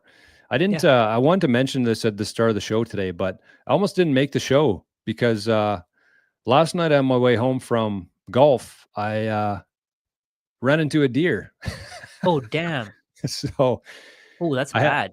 I had to hobble this car to my grandma's, was as far as I could go. And then I stayed the night at my grandma's and almost didn't make it because I had to get a ride out to my house. So that's what my last 24 hours have been like. How did you feel when that happened? Is everything okay? Yeah, like I wasn't hurt. I was kind of in shock. That's what mostly was. So I think I'm still kind of running off of the adrenaline of it. So Oh I might man. have like a stiff neck or something in the next couple of weeks, but nothing like the airbags didn't even go off, but the whole Oh front really? side, Okay. like the car wouldn't start this morning. So there's Would something, insurance cover this? yep. Oh, they would. Okay, okay. Okay. Oh wow, that's crazy. So Yeah, yeah, glad I you're mean, okay, man. it was a freak thing. I was kind of driving and I saw one deer cross and I was looking at that and then one came from the left side and just right into the hood and over top of the car. Wow. So it's pretty scary, but I mean that's part of living in Canada and living out here is you got to watch out for that kind of stuff. So unfortunate, but glad that nothing was seriously wrong with me. Car's okay. Car's just a Yeah. car. Yeah, that's the key. As long as you're okay, the car can be replaced, right? Yeah. So yeah, and better than a moose or a bear. That might have been a different ending for me. Yeah. Wow. So anyways, we'll stick around for another half an hour. I would say we'll try to keep it under 2 hours. Yeah. But if you guys have any questions, any topics or discussions you want to have, just throw them in the chat there and we can we'll have at her. So there's this other question. Sats will always be available. Actually, this is a really great question. Sats will always be available even if Bitcoin is at $10 million. What are your thoughts on that? So that was kind of where I went with the Saylor thing and where I maybe wanted to get to is like, I think that Saylor's theory there in terms of spending dollars instead of Bitcoin makes sense if you can no longer exchange dollars for Bitcoin, because that was kind of my theory that instead of spending dollars on the item, just use those dollars to buy Bitcoin and spend your Bitcoin. But that won't always be available. We're not always going to be able to exchange fiat for Bitcoin. It's just the reality of things because fiat is really worthless and it's going to take some time for the world to figure that out. But businesses, individuals, nobody's going to want fiat because it's not going to buy you anything. Nobody's going to want to accept that. So Yeah. I think for now, that's, it makes sense to spend Bitcoin and, but even at that point, let's say that you can no longer exchange dollars for Bitcoin. At that point, that means that the majority of businesses will be accepting only Bitcoin, right? I think we're going to move through this phase of like a lot of businesses accepting Bitcoin as like a cool thing, but then we're going to move to businesses only accepting Bitcoin. And that's, I think, when we're going to see mainstream adoption. That's when I think that people are going to be forced into buying Bitcoin. Right now, it's voluntary. You can take advantage of this superpower if you want to. But at that point, if people want to buy things at certain businesses, they're actually going to have to convert their whatever they have into Bitcoin and pay for it that way. So that's kind of how I see in the next couple. I think it's going to actually come sooner than a lot of people think as well. What When do do you you think that's going to happen? How long do you think it's going to take? It's really tough to say. It's impossible to give timelines, I think, but I do think it's going to surprise people how fast it's going to happen because, we're not even at the steep part of this S curve yet, and that's coming, and that's kind of when I think it is going to happen, and that's when fiat all around the world loses all of its value. Everybody's flooding into Bitcoin. There's only so much Bitcoin. That's going to be a very scary thing for a lot of people, and a lot of very exciting times for people who are holding Bitcoin at that time. Pretty much irregardless of how much you have when that happens, you're Yeah. going to be very wealthy. Yeah, I agree. If you can just wait it out, right? That's the key. I think if you can get to okay, so the way that I see it, I think eventually zero 0.1 Bitcoin is going to make you financially free. And then I think eventually one Bitcoin will make you financially free, then 0.1, then 0.01. At some point, people are going to be like I said, I think I said this before with the Big Mac. So the Big Mac is 5,000 sats today. At some point, you're going to be earning 5,000 sats for a month of your salary. Yeah. So what will a Big Mac cost at that point if you take the percentage of what it is today, like Yeah. 1 sat? Yeah. And then at that point, if you have 1 million sats, what's that worth? And then even at that point, it's not like it's going to say, okay, well, that's the minimum that we can charge for this is 1 sat. No, that's just where things really get going, in my opinion. That's when this whole thing really starts. Yeah. And then you go into, I saw a comment here about millisats. And oh, that's not the right one. There was one. Yeah, I But saw anyway, it too. It was just a little high. Oh, right here. Yeah, there you go. Yeah, so somebody asked about millisats or microsats, whatever you want to call them. And so I think it's important to know for people that there is actually no Bitcoin. Like that's just 10 million Satoshis. Satoshis are the only thing that exist on the Bitcoin network. It's just Satoshis. And so there's no microsats, there's no Bitcoin. It's just Satoshis. So I don't think that microsats will ever exist on chain, but we're already seeing microsats in the form of Lightning. We're already seeing microsats in the form of sats per share for like the ETFs. That's how they display them. So like it'll say for one share in this IBIT ETF, that gets you 50,256.57 sats. And that 0.57, that's already the microsats coming into play right now. It's just on different layers. So it probably won't happen on layer one, or unless they change the code, right? Which might happen. I don't think it'll happen in our lifetime. I mean, if it does, that'll be crazy. It could. Yeah. It could. But I mean, think about it. I think it could, because if fewer and fewer people, because more and more people are figuring out that US dollars are not giving you the value that you deserve. So at some point, let's say all these oil producing countries. So right now they could produce that oil and they could sell it to the Bitcoin network. Right? So they could get Bitcoin in exchange for that oil. What incentive? So they can, let's think of it this way. They sell that Bitcoin to they sell that oil to the Bitcoin network, and then they can exchange their Bitcoin for US dollars pretty easily.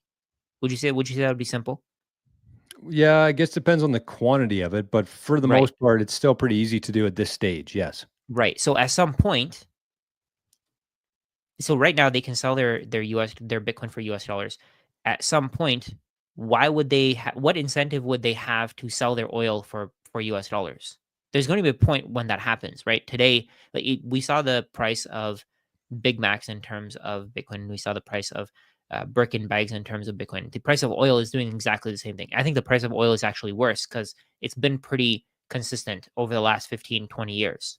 So if fewer and fewer dollars are being offered, or fewer and fewer Satoshis are being offered for oil, and they know that the US dollar is being devalued, then why would they want dollars? And I think that can change everything. So if they say they don't want oil, if that they don't want US dollars, then who else in that chain is going to only accept Bitcoin because they can't pay for the things that they need for in terms of US dollars? It's a chain reaction, and I think that chain reaction has already begun. Like if you look at what was it, the bond auction this week, where the US had their bond auction and literally nobody showed up to buy US treasuries. I think that happened, but I think it was just one out of many.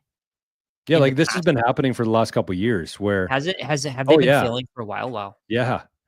And so what they did is, because nobody else wanted to buy their bonds, is they just printed money and bought bonds themselves. Like that's the system that we're moving away from. And that's why I have so much hope for Bitcoin, like big picture wise, is because that system is so messed up. It's done. Like none of it makes any sense. Once you actually understand what's going on there, there's not a single component of that system that makes any sort of sense.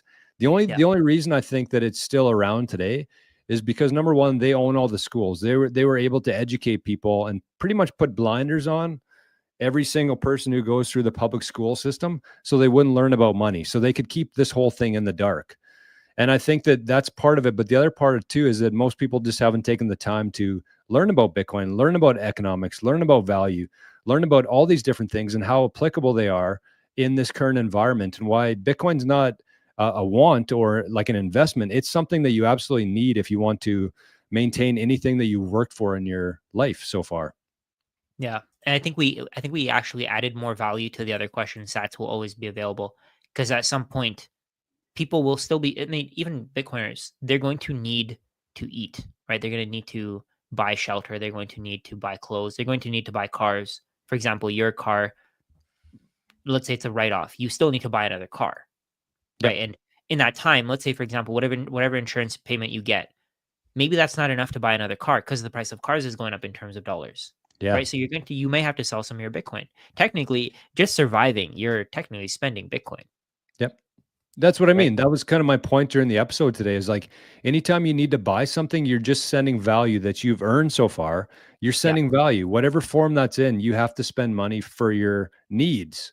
I think the wants and needs are really highlighted as a Bitcoiner, because instead of buying that case of beer, instead of going out and paying $150 for a meal, I might just get a $20 stake and put the $130 into Bitcoin instead, because that's my lens now. So it doesn't really matter. It doesn't matter how you pay for something. It's what you're paying for, I think, that really changes. Yeah, exactly. Jay said, oh, what happened here? Jay said, is Millisat adding to the Bitcoin supply? No, it's not. It's just splitting it further. It's splitting it further. Yeah. Picture a pizza, and Sats would be in pieces of that pizza. Millisats would make those slices even smaller. The pizza doesn't grow. It just makes the slices smaller. And we probably won't get to that point where it's like a mainstream thing. It's already around right now. As I mentioned, it's being used on Lightning. It's being used on the ETFs. But we won't get to that point until Sats are more valuable, where, one Sat, it'd be like a gold ounce right now, walking into a grocery store with a gold ounce, which is worth $3,000, and you have to shave some of that off. That would be like moving from a Sat standard to a Millisat standard, because that Sat just buys way too much at that point that you can't really put everything together. You know what I mean? Like that's kind of how I see it. It doesn't grow the supply though. Yeah, completely agree. Over time, we're going to be able to afford fewer and fewer Bitcoin, and eventually the price of things is going to decrease. So let's say today something might cost $500, and Bitcoin is at $100,000. But at some point, the price of that thing is going to go so low in terms of Bitcoin that you're going to have to give smaller and smaller amounts of Bitcoin in order to buy it, right? Because everything else is more abundant as the number of things. So I think one thing that people need to understand is that the price of Bitcoin increases as the number of things that you can buy with Bitcoin increases. So if more merchants are willing to accept Bitcoin, then the price of Bitcoin increases, because you can technically trade your Bitcoin for more things. So the market of things that are available to be bought for Bitcoin increases. And I think that's the key here. If the market of things that can be bought with Bitcoin is basically unlimited, then the price of Bitcoin becomes infinity. If you can buy everything for Bitcoin, then the price of Bitcoin is everything. The Bitcoin network is worth everything. I think that's a way that I look at it, and I think that makes sense. No, it is. And as you're kind of in the real estate world a little bit on Twitter, anyways. I think a lot of real estate investors dislike you, but anyways, that's aside the point. Here's how I kind of look at it: is like, if you think about all the real estate people like talking about doors, right? Like, how many doors do you own as part of your portfolio? Yeah. How many doors are in the world right now? Like 2 billion doors, maybe. Some of them are worth more in different areas. Some of them are worth less. But if you take that 2 billion doors divided by 21 million, that gives you a real representation of how much houses are actually worth in Sats. It doesn't matter where we are today. If we measure everything in Sats, and that's the measurement of the world, if that's the yardstick, then that 2 billion doors divided by 21 million, I think it comes out to be about 400,000 Sats per door. And right now it's like 4 Bitcoin per door. So that's the lag here, is that people still have too much faith in that old system. People haven't taken the time to understand what Bitcoin is. So therefore they haven't added to the total demand of Bitcoin. And as the demand grows, as there's more and more people fighting over those scarce units called Satoshis, that's when it goes up and up and up in terms of fiat price. But that doesn't change. 2 billion dollars divided by 21 million does not change. It's still that amount in Bitcoin. I just did the quick calculation. It's 1,050,000 Sats per door. Per door? And right now, let me see what the average price of a house is in the world. Of a house, global. So the average price of a house right now, it's showing me in Canada. I think the average price of a house right now is probably around 1 Bitcoin. No, it'd be higher than that. 1 Higher Bitcoin? than that, you think? Oh, in the world? Bitcoin? In the world, in the entire world, because you have countries that have cheaper houses, Yeah, right? probably. So if I'd say it's more, but yeah, conservatively, that's good. So let's say it's one Bitcoin. That means that the global market for housing is worth 2 billion Bitcoin. It's overvalued, right? Yeah, it's way Massively overvalued right now. Yeah, right. So if it's worth 2 billion Bitcoin for the entire market of houses, then if it's supposed to go, if it's going from 1 Bitcoin to 1.05, 0.0105 Bitcoin, it has to drop 99%. Would it be? I Yeah, thought so it was from 1 to 90% drop. So from 1 Bitcoin to 0.01 Bitcoin. That's how much it is for one house right now is 0.01 Bitcoin, 1 million sats. Right now it's one, let's say 1 Bitcoin, 100 million sats. Yeah. And then if you divide 21 million Bitcoin by 2 The billion houses. houses, it's Yeah. 0.01 Bitcoin per house. Oh, okay. Right. I So was it's a thinking 99% 0.1, but yeah, off. you're right then. 99% overvalued. And Yeah.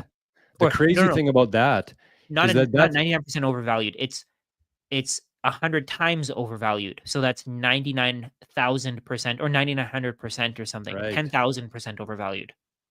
Holy. Plus, the crazy thing about this is that's in a world where only houses have value.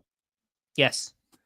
That doesn't take into consideration land or Yeah. labor or vehicles or golf courses or commercial buildings, anything like that. That's nuts. Yeah. So 99% if only houses had value. And No, then if you 99 have times. yeah. And if you had sorry, go ahead. No, I was just going to say, like, I thought 99% too, but you corrected me there. It's 99 times overvalued. 99 times. Yeah. So they're overvalued by 100x, 10,000%. That's crazy. So that's the amount that you could lose. That's the amount that you stand to gain if you buy Bitcoin instead of buying a house, right? Even if you buy, let's say you put your down payment into Bitcoin instead of buying that house. So today, let's say your down payment buys you 20% of a house. That 20% may buy you a whole Bitcoin. So in the future, just that down payment may buy you 100 houses. Yep. More than that, because that's only considering houses. That's only considering houses. Yeah. Wow. Wow. That's crazy. Sometimes I feel like I get way too bullish. I'm honestly not surprised that the CFA Institute investigated me. I think it's just too much right at this point. Like, but it's the truth, right? The average person can't wrap their heads around it. How do you conceptualize paying 0.01 Bitcoin for a house? How do you conceptualize that when you think that Bitcoin is nothing? Yeah. And I think we should maybe caveat this because in that sense, like Bitcoin is significantly undervalued right now. Everything else is extremely overvalued. But as Jeff Booth says, I think it's important to note this, that this only works, this whole thing only works, the measurement, the technology, the network, if it stays decentralized and secure, right? Because if it becomes captured, that loses all its value. But how would it become captured? I don't think it can. Well, I mean, the internet got captured after 30 years. Like, I would say that the internet was an open protocol at one point, and now it's been captured by the Googles and things like that. It's a little bit different with Bitcoin because of the proof of work aspect of it, where you can't print money and buy out other companies to essentially control the network that way. But yeah, I mean, it is difficult, and that's obviously why I'm so excited about it, is because I don't think that it could be. But also, I'm not going to sit here and claim that I can foresee every event in the future and what that looks like. So I think it's just important to note that point of it. But if you assume that it is going to stay decentralized and secure, then this argument is very objective in that sense. Yeah. Yeah. Like go ahead. It's not me and you sitting here saying like this is just a big crazy dream. Like this is the reality. This is objective math looking at it this way. And nobody really does that because it does seem so far-fetched. It seems like so, crazy and delusional to think that way. But when you actually stop and look at the numbers of it, it is objective and it is going to happen again, assuming it stays decentralized and secure. Yeah. Let's take a look at James's comment there. Where's that? In the starred comments. Oh, super chat. Oh yeah. Yeah. How long before we are Bitcoin rich? 10 years. I know no one knows, but what do you think? So let's say I think what you're saying here is in 10 years will we be Bitcoin rich? I think that's, what do you think? Do you take, is that your takeaway from this as well? I'm Bitcoin rich today. So, I mean, what he's asking, I get what you're saying, but I think what he's asking is in 10 years, will you have enough Bitcoin to just sustain your lifestyle? Of course, that depends on how much Bitcoin you have. Yeah. It depends on what your expenses are. Eventually, it will happen. but nobody knows how long that'll take. That's really the hard part to guess. So in this case, let's say you have 1 Bitcoin. Actually, let's take a look at the math. Maybe this will be a great explanation here. Nice. Let me open my window here. Here you go. Okay, so I'm sharing my screen. Okay, so let's say you have 1 Bitcoin, and you buy $0 worth every single month. You don't buy any at all.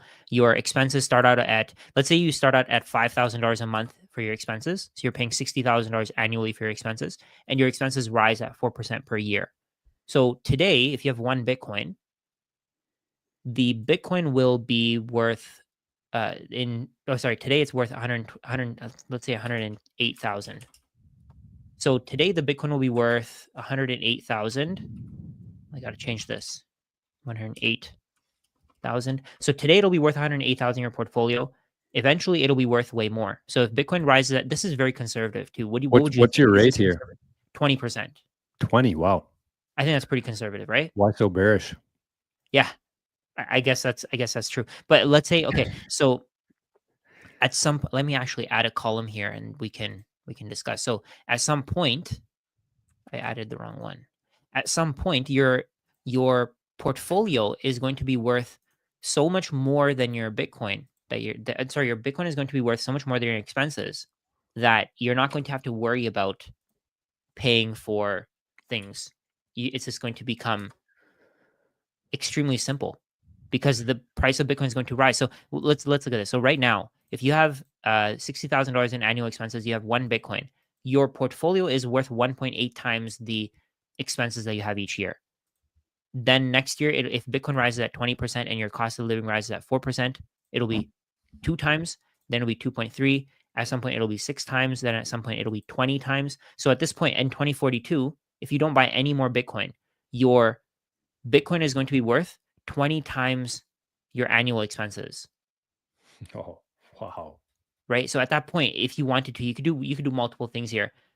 We discussed MSTY in one of our videos, where basically you could borrow against your Bitcoin. You could buy MSTY and use the dividends to pay for your expenses, or you can use the dividends to pay off your debt. But you can also just start selling your Bitcoin if you want to. Yeah, I think that's what people need to really, I would say, cement into your brains, because Rajat's assuming that you're going to have 1 Bitcoin or whatever that amount is, and you're not going to be getting any more Bitcoin, which, at some point, I think we're all going to look at our Bitcoin balance, and that's pretty much going to be the peak of it, right? Yeah. Because no matter what you do, you're not going to be able to increase that very much, but it's just going to go down because we do have to live. We have to pay for things. But here's what people need to know is, even if you did, like Rajat's saying here, have 1 Bitcoin and you just lived off of that, even though your balance in sats would continue to go down over time, your purchasing power would outdo that. Yes. So your sats are going down, the balance of your sats are going down, but your purchasing power in that same time frame is going to go up, assuming that Bitcoin is 50, 40, 30, 20% up over time, which I do think it will be. I think we're going to slowly go down, but I still don't think we've hit the peak yet because, again, the adoption curve, we're not at the sharp part of this thing yet. Yeah. So I think that everybody's saying that 50% is going to fade down. Yes, I agree. But over time, and I think over this next decade, it might get up to 50, 60, 70 in fiat terms anyways, in purchasing power. But yeah, that's what you got to keep in mind there, is that sats balance will go down, but what you're able to buy with that balance will go up over time. And that's how you're going to be able to live off of that. That's the key. And then something else that I wanted to mention here. So if your expenses are converted into Bitcoin, if you look at your expenses in terms of Bitcoin, the amount of Bitcoin that you're spending each year is decreasing over time. So we can see that here. Let's say in 2031, your expenses would have gone to 75,000, but in terms of actual Bitcoin, your expenses would have gone from 0.55 Bitcoin all the way down to 0.23. So one thing that you could do is you could see what your expenses are going to be in terms of Bitcoin, and then you can add those numbers up. So let's say if you want to retire in 2040, you only have you stick to only 1 Bitcoin, you start spending your Bitcoin in 2040. So if you wanted to retire, this is how much Bitcoin you'd spend after you retire at most. What is it? What's the amount? Bitcoin. I can't see it. 0.48. Per year? Half of Bitcoin. No, in total. So if you start spending in 2040, If you start spending in 2040, you have 1 Bitcoin, your expenses are going to go up to 108K. That's going to be 0.06 Bitcoin, so 6.4 million Satoshis. But if you add that up for the next few years, let's say you stay retired until 2151, you somehow extend your life by 110 years, you're going to be spending 0.48 Bitcoin. Wow. And that's with a 20% growth rate. Wow. So 1 Bitcoin, if at some point 1 Bitcoin is going to be generational wealth. We just don't know how long that'll take, right? This is with a conservative 20%. If you have that 1 Bitcoin today, and even if it goes to 25%, you can probably retire. Let's say if you retire in 2033. Yeah, if you retire in 2033, if Bitcoin's giving you a 25% return just over time, you're going to only spend 0.76 Bitcoin. That's with 1 Bitcoin. So you still got a lot left, and that what you have left is going to continue to maintain, and the amount that you actually spend is going to get less and less and less over time. Exactly. And then if So you delay it, you play this out over 500 years, even though still your sats balance is going down, yeah, it's still going to be worth more and more and more forever. yeah. Yeah. So if you delay it from 2033 until 2036, so if you go from retiring in 2033 to retiring in 2036, you're only going to be spending in total, if you just stay in retirement, 43 million Satoshis in total for the rest of your life. That's crazy. Yeah, that's wild. And that's, again, I would say that although stretched over a long period of time, 20% might actually be fair. I do think Might over be the fair, next couple yeah. of years, it's going to be much higher than that. But Yeah. yeah, for like over the next 100 years, I think 20% is pretty accurate. Yeah. Wow. Yeah, let's say even if you go with 15%, at some point you'll be able to retire. 15% is extremely low, though. Jay says this all assumes that fiat games perpetuate. I don't think that it does. I think that even if fiat were to die, the treasury, or not the treasury, the Federal Reserve dollar as we know it today, even if that collapses, people are still going to be selling things. People are still going to be buying things. And if it does fail, that means just we're pricing things in sats. I don't think that the dollar will ever fail. I think we're going to move to a different version of the dollar, which will be backed by energy, that kind of dollar. Just so you can build kind of layers on top of it. And so with dollars like that, I think that kind of extends our millisat a little bit. I don't know. There's a lot to think through there, and it's hard to do kind of on a live stream like this. So it seems too good to be true. That's kind of how I feel within Bitcoin for everything. It really seems too good to be true. But when you understand Bitcoin, when you understand what you're holding, and that's why I think that people really need to shift their focus a little bit from looking at the price, looking at streams that pump them up. They should be 100% focused on securing that Bitcoin. Because the longer you can hold on to that Bitcoin, that's what really matters. If you got a Bitcoin today, but you aren't doing anything to secure it, if you have it on exchange, if you have it on a ledger, single sig, in 20 years from now, that's going to be gone. And it doesn't matter how much you have today. So who cares what the price is? Who cares what this guy's saying or that guy's saying? You need to make sure that you have that Bitcoin in 20 years and 200 years. And today is the time you need to be thinking about that kind of stuff.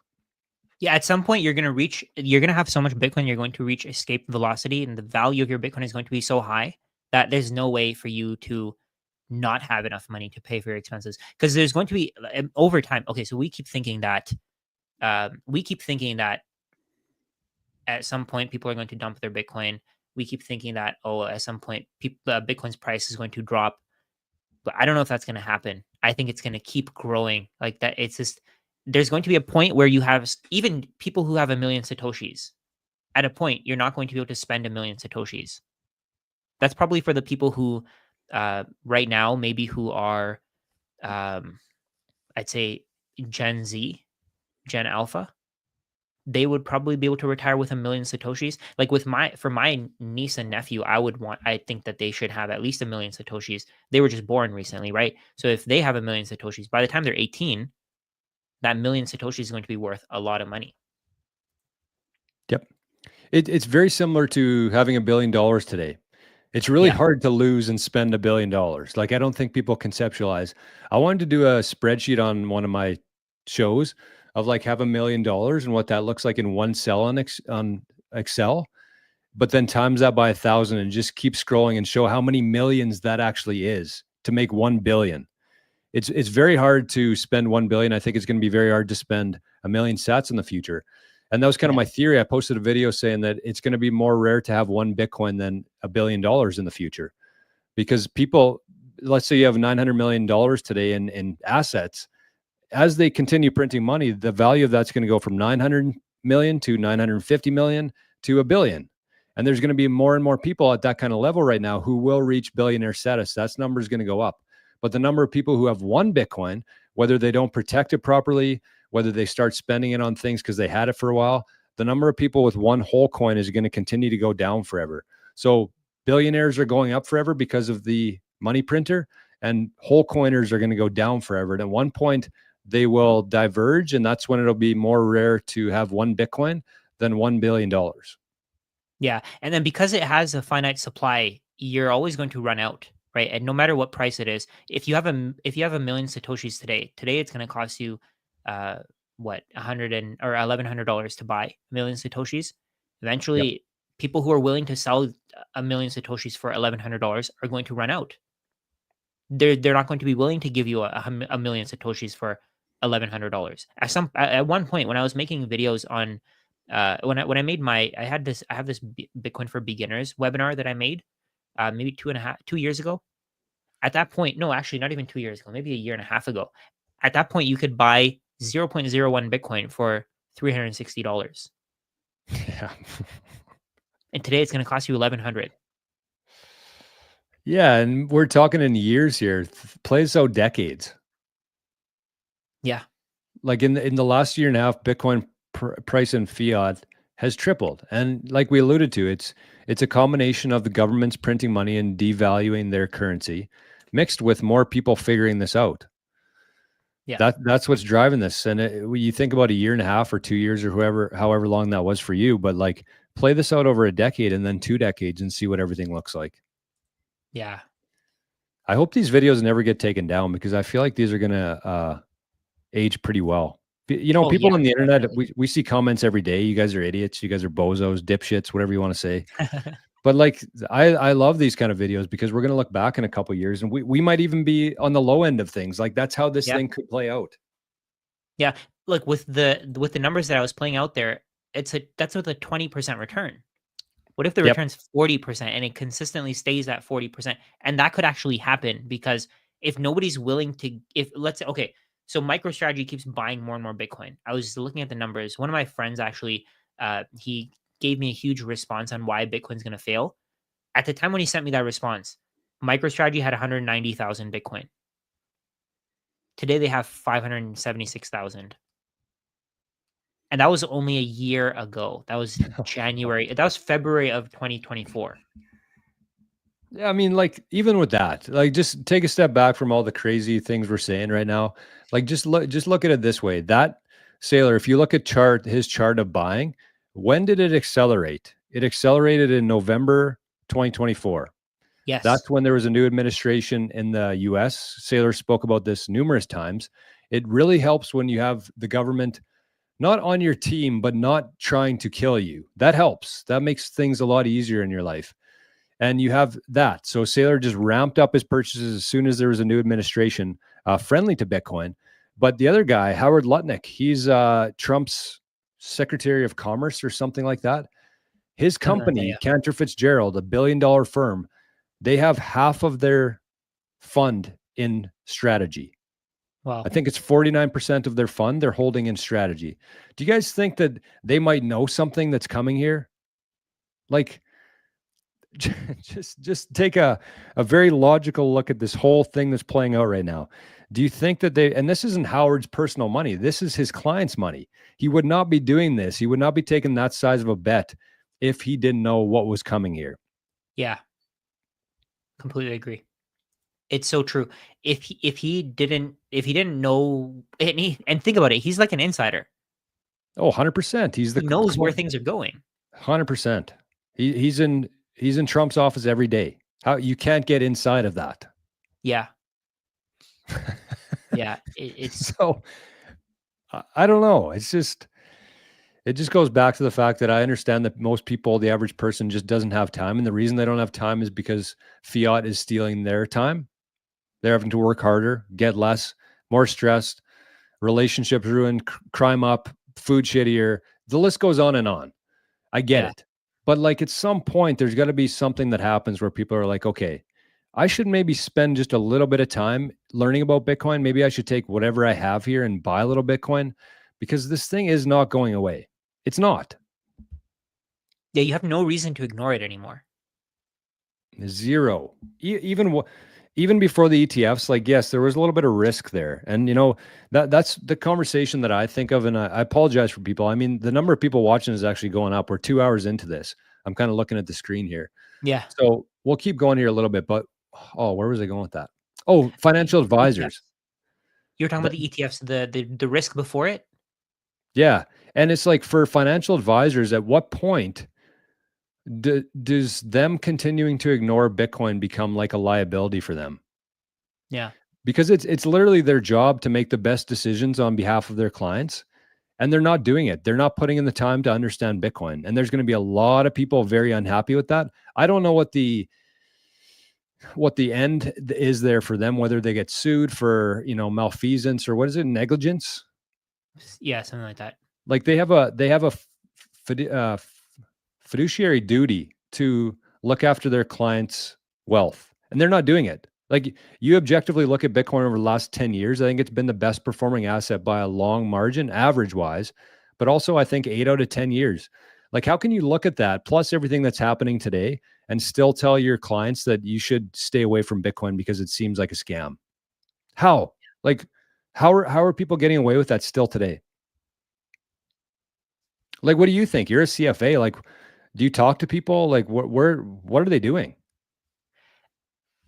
People aren't interested. That's the thing. I have a friend. I mentioned this before. I have a friend who, he actually made a bet with me that Bitcoin is going to it's going below $1,000, and this was when FTX had collapsed. So at the time, obviously, Bitcoin was at 15,700, 15,600, whatever, and he made the bet at the very bottom.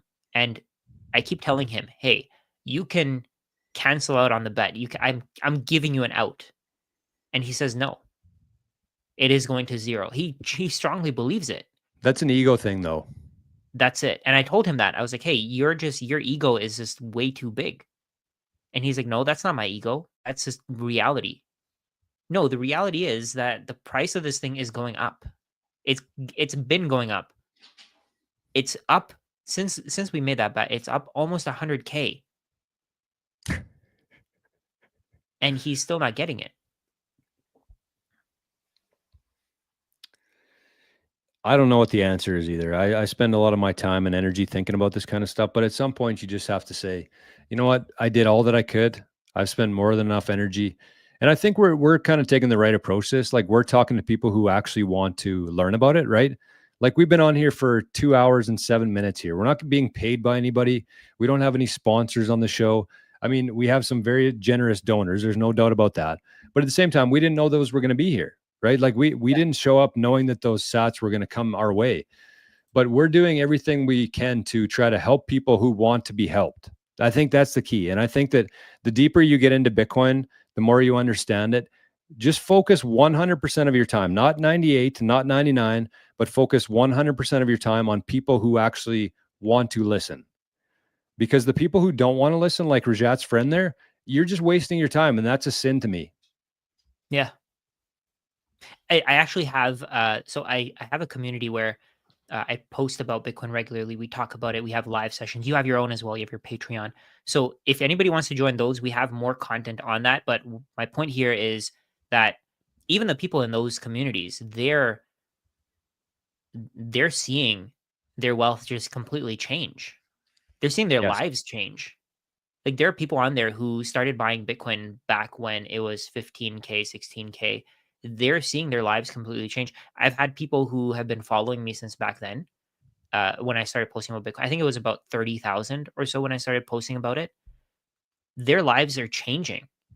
They're putting significant amount of money. I think significant amounts of money into Bitcoin, and they're seeing their wealth increase when at some point that wasn't even something they'd imagined.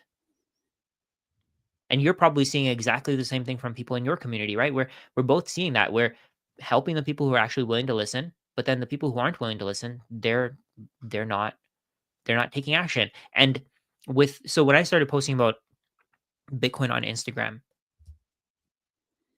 I had about 110,000 subscribers or followers. And as soon as I On started posting about Instagram? on Instagram, yeah. So as soon as I started posting about Bitcoin, 15,000 followers unsubscribed or unfollowed. People don't want to be saved.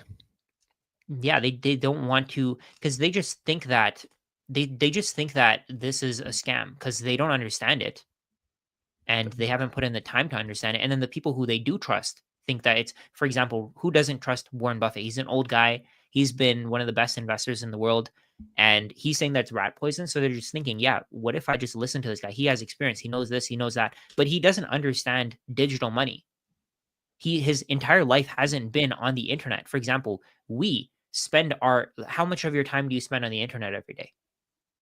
Too Probably a much. significant amount, right? So you understand the value of storing value digitally. Right. How would he understand it? He's benefited from the current system, so why would he want to have people go on the Bitcoin standard? He wants people to continue buying his bags. If people stop buying the stocks, so he has what, $300 billion worth of US dollars at Berkshire. If people suddenly stop expecting, if people suddenly stop accepting US dollars, his entire life's work goes to zero. So he has a benefit. He has an incentive to get you to not trust Bitcoin. So think of it that way. That's his benefit. He likes that you're not trusting Bitcoin. He likes that you don't understand Bitcoin. You have to think of it from the perspective of the banks as well. They can charge you fees for keeping your money in the bank. They want those fees. They don't want you to go to Bitcoin because Bitcoin is a way better system. So when you think of it from that perspective, people will keep talking shit to us. They'll keep telling us that we don't know what we're talking about. We're idiots. We're stupid. We're this. We're that. We're dipshits, like you said before. That's exactly what's happening, right? But those people who are saying that, they're losing out. Yeah, and I think for me, it's somebody like Buffett. Like, think about your own life. Like, Warren Buffett is managing a $1 billion firm. He doesn't have a whole lot of time in the day. Think about what Warren Buffett's day would look like. Just take a second and just think about what his day would look like. I mean, he probably is at the point now where he has more free time to do. He's 90 years old, so he probably doesn't in it as much as he was. But like, people in that world, they just don't have time for it. And I think the one thing that I'm learning here, just listening to you talk in this conversation here, is like, Bitcoin rewards people who have balls, people who take a risk. Yeah. Because if you're still living in the fiat world, you don't have time to learn about Bitcoin. And if you don't learn about Bitcoin, you're never going to understand what's going on here.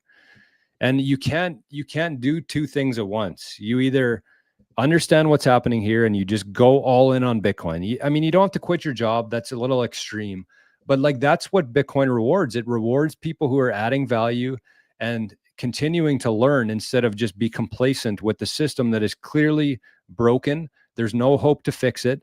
And the longer you stay in that system, the more that you're going to lose.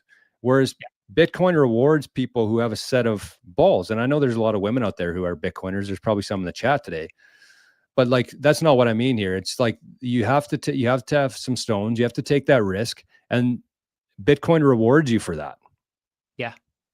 If you don't, there's this really great quote from a rap song. I'm sure people can probably relate to it. Scared money don't make no money. And that's absolutely true. If you're scared, so I was thinking of a concept. You either risk your money or your life. People are way too okay with risking their life. They don't want to give their money away to put into assets. They don't want to buy stocks. They don't want to buy real estate. They don't want to buy Bitcoin. So they're literally risking their lives. Their lives are going to zero. Their lives are trending to zero in terms of Bitcoin because they're not willing to take the risk. So either you risk these pieces of paper that you can get for your for your labor. You can monetize your labor. You can buy pieces of paper with it, and you can risk those pieces of paper and they can be printed out of nothing. But people are scared to risk those pieces of paper. So what they're doing is they're storing those pieces of paper, and their wealth is being extracted from them by the wealthy. And that's just it's heartbreaking. It is. It really is. And I think that, you know, some Bitcoiners might get into this thing for the number go up, but I haven't really noticed that myself. And as I was kind of going through my own Bitcoin journey, that's the one thing that really stood out and what made me kind of lean towards more of the Bitcoin side of things. I see Bitcoin just like politics, where there's left and there's right, there's red and there's blue, there's Bitcoin and there's crypto. I lean obviously much further to Bitcoin, but the reason I do now is because I could sense from Bitcoiners is they didn't want just their dollar, their bank account to go up. They wanted the world to change. They're tired of the system that we came from, and they want to do something about that. And, you know, it's easy for me to sit here and say that as somebody who talks about that, but that's the people that I respected. That's the people that I wanted to become. And I think that you'd probably say the same. Otherwise, you wouldn't spend so much of your precious life doing things like this and talking to people. But it is, yeah, it's just, I get a different sense from Bitcoin, and it is much more than just a currency. It's much more than a store of value. I really think that Bitcoin changes every cell in your whole body, whether you really realize it or not, but a stretch over the long term, like your eating habits, spirituality wise, obviously you're financially better, which means that you're fighting less with your spouse. Yeah. You can move to a different world where you feel, or a different place where you feel more comfortable. There's less crime. Like Bitcoin's going to reward you for going all in on it. I think that that's kind of the main takeaway for me anyways. Yeah. I think there's, if somebody just randomly puts some random topic in the chart, we can probably find a way to link it to Bitcoin. Right? I think you're right. Right? We could find some way to link it to Bitcoin, some way. If somebody just mentions diabetes, okay, how does diabetes happen? Companies are trying to make a profit. They need to pay their shareholders. Over time, the raw materials that they put into their food is getting more and more expensive. So what they need to do is they need to find lower quality foods or lower quality ingredients to put into their foods. And those lower quality ingredients are destroying our health. With Bitcoin, they can save instead of having to pay for these low quality materials and putting it into the food. They can save with Bitcoin, and they can the purchasing power that they have will continue to increase and continue to increase, and they'll be able to increase the quality of our foods. So that's just me talking right off the top of my head about how Bitcoin can solve diabetes. Yeah. Right. So if they save, they can increase the quality of the food. We're going to have less sugar. We're going to have less quality or less low quality ingredients in our foods. And our health is going to improve. Right. And that's just one random topic. If we talk about other topics, I'm sure 100% we can find a way to link it back to Bitcoin. Yeah. I mean, if you think about it, like from the preservative sense there, it's like they tell us the inflation is 5%. Let's just go with that, assume that that's somewhat accurate. 5%, they need to keep that number there. They can't see it go to 10%, 15%, because then people lose faith in their system. So they need to keep it at 5%. And how do they keep it at 5%? They find lower input costs. So they don't have to raise their prices. If we had the exact same ingredients as 50 years ago, our food would be 10x what it is today. Yeah. But they just keep lowering the quality ingredients because they have to find ways to make it cheaper and cheaper to mask that inflation and how expensive things really are of quality. That's the thing, is it's the quality. It doesn't matter if it's only gone up 5%. The quality is shrinking every year. So that gap just keeps growing, and there's really no way for that to turn around. And that's just how I see that whole system, is it just keeps growing. The debt keeps growing. The interest keeps growing. The dollars keep growing. They tell us there's this amount of dollars, but it's never been audited. How many are actually out there? There's no way to fix that system. And so if you agree with me there, maybe Bitcoin is the solution, because there's literally no way for that other system to turn around and do a 180. There's zero chance of that. I'm not saying it's 100% that the Bitcoin is the answer, but I do know that it's 0% chance that system saves itself somehow. Yeah. So somebody said, I'm not even a supporter of gay rights in relation to Bitcoin. Bitcoin's neutral. It doesn't care. It doesn't matter. It doesn't matter if you're gay, who you like, who you care about. It doesn't matter. Oh, regardless of what happens, Bitcoin will be a way for you to store value. Yeah. And the thing I was going to say there is that I think if you took a poll, I think that there would be a very, very, very low amount of people who actually are against gay rights. I think that our governments make that like a big thing. It's like, I remember watching a Minnesota Twins game one time, and there was a big ad in the outfield. It said, "End racism." And I'm like, what? That ad just made me think of racism. Up until I saw that sign, I wasn't thinking about racism myself. You just brought that into my life, brought that into my world. And I feel like governments do the exact same thing with, gay rights, with whatever you want to go road you want to go down. They use that to divide people, because when they keep people divided, it keeps them from coming together. Because when all humans realize that we are all just human beings, and if we all work together in the same direction, we can actually progress as a species. And that's the one thing that's been keeping us back, is all this division, which is pushed by the governments who want to maintain their control. So that's kind of how I see Bitcoin fitting into something like that, where all this division is artificially created by the governments who want to keep people separated. Also, it's not virtue signaling. It's just us telling you we don't care. Exactly. We just, like, I don't care what you do in your house. Why would I care? Right? It doesn't matter to me. I think the most important thing is, just let people do what they're doing, right? They do what they want to, you do what you want to. If they're not interfering with you, then that's fine, right? If somebody wants to eat something, then I'm okay with them eating it. 100%. Do it in your house. Don't force it down my throat. Right. Shredded at 60 says, "Oh boy, there are no races, just the human race." That's how I see it. And I think if everybody just looked at the world through that lens of, we're all just human beings, we're all going through this weird thing together, and we actually put our energy directed in the same way. And that's kind of how I see things evolving into right now. I think that that's what's happening, is instead of like clashing with each other, countries, races, whatever you want to call it, when people are fighting, they're not doing anything. They're not moving forward. But we're all just humans. We're all just one. I really believe in and we're getting kind of deep here, but like, I believe that we are all just one. And if you look at somebody is exactly like you, then you're not going to hurt them. You're not going to harm them. You're not going to insult them. They are just you. We are, and I think that that's, governments have intentionally divided people for that reason, to maintain their control of the corrupt system that we're moving away from here. So that's why I think that Bitcoin really brings people together. It allows everybody to participate in the system who wants to. The Bitcoin blockchain itself keeps track of all the transactions. It's transparent, so anybody can audit it at any time. It's truth. It's everything. So that's one component of it. But yeah. So there was one comment here. It said, because we're being forced to expose our children to it. I think that's part of fiat. Right? Where was that? So just a little bit about from Shredded at 60. He said we're forced to expose our children to it. That's part of fiat, right? That's what fiat does. It forces you to do things that you don't want to. Like with Bitcoin, you have the choice to. Okay, so let's go into this other rabbit hole. If you have Bitcoin, you can send your kids to private school. You can give them the values that you want to, and you don't have to expose them to the stuff that the public school system exposes them to. So I think Bitcoin fixes this, right?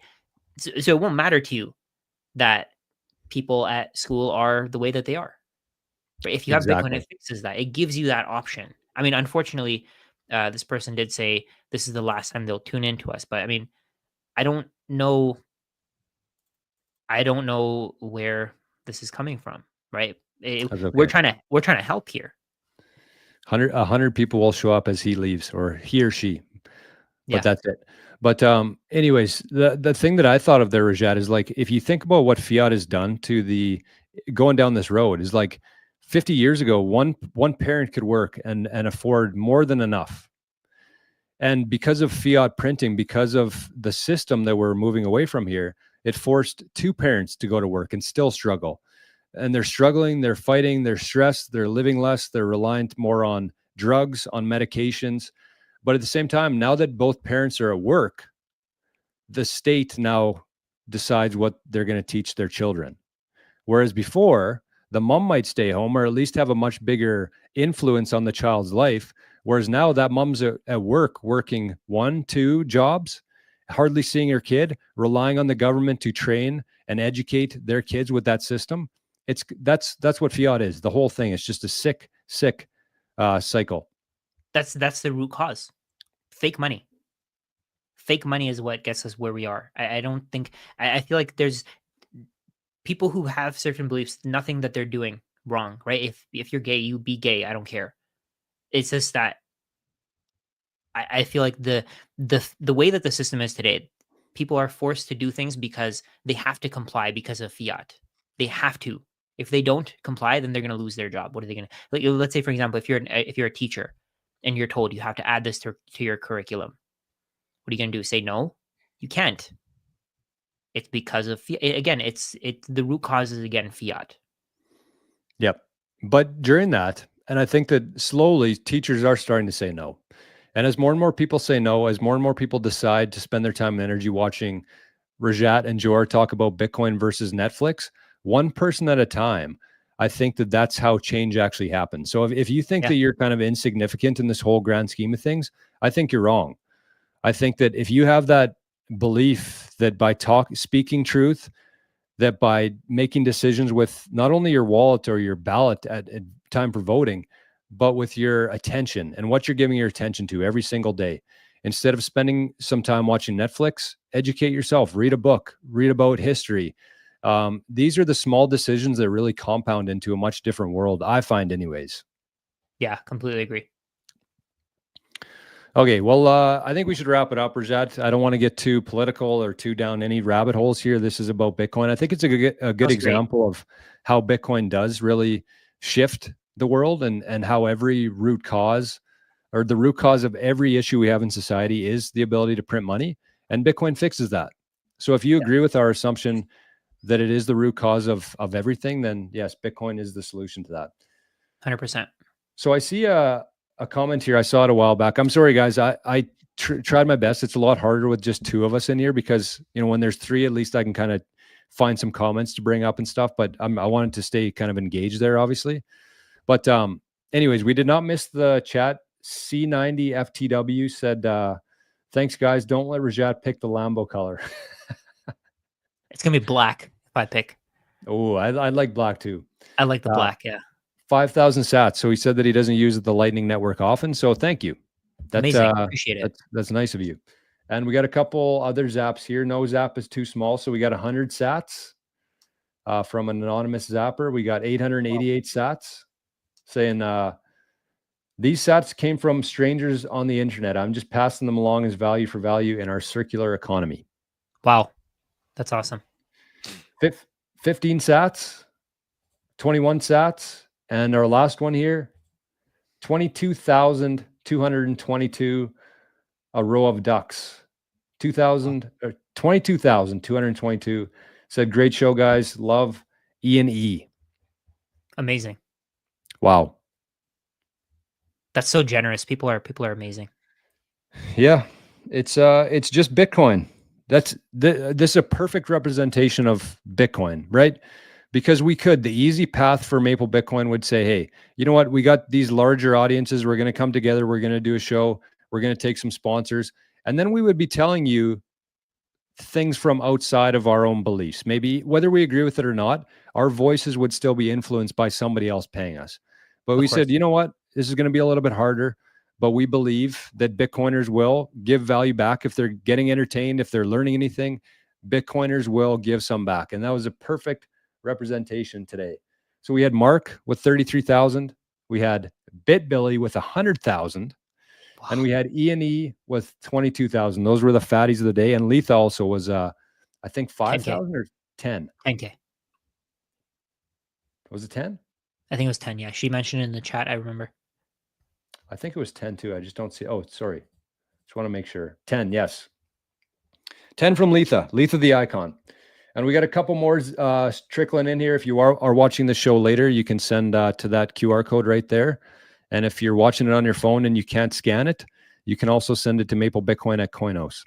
So I just want to say thanks. Like the comments here, I know we take a little bit of shit from people, but like comments like this, it's the reason why we keep coming back here. So thanks, Rajat. Great show. Great after chat here too. And I'll see you in Vegas. By the way, Rajat's speaking Thursday at what time? Do you know? Thursday at, I believe, 1 p.m. 1 p.m. local time, Vegas time. 1 p.m. local time, yeah. So I'm going to be there. So if you want to come see Rajat and I don't know how many people will be lining up to do that, but that's what the muster point I've been giving people is Rajat's chat on Thursday. So Rajat's going to be on stage with Lawrence Lepard. Pretty big deal. I'm very excited for the weekend for that specific conversation. So we're going to try to get Rajat in a Maple Bitcoin hoodie for the YouTubes. Absolutely. It might be too hot for that, actually. I was just thinking. I also have a t-shirt, but I don't know how well you'd be able to actually see the logo. Maybe though, because I'll probably do some zoomed in shots. Yeah, let's see. What size are you? Large?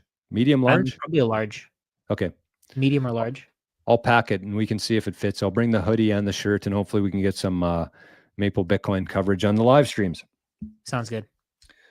So thanks, guys. One more time, best wishes, lots of love, lots of good vibes to Forrest's family for the birth of a first kid. Pretty big deal. So Maple Bitcoin family is growing in the next couple of days. And so we won't be here next week, but we will be here the week after, and we can't wait for that. So see some of you in Vegas. And if not, we'll see you in 2 weeks today. Thanks, Rajat. Absolutely. Hey, before you guys leave a thumbs up before you go, just so more people see this, more people can learn more from us. We want to spread our content as far as possible. Well said. All right. Thanks, everybody. We'll see you next time.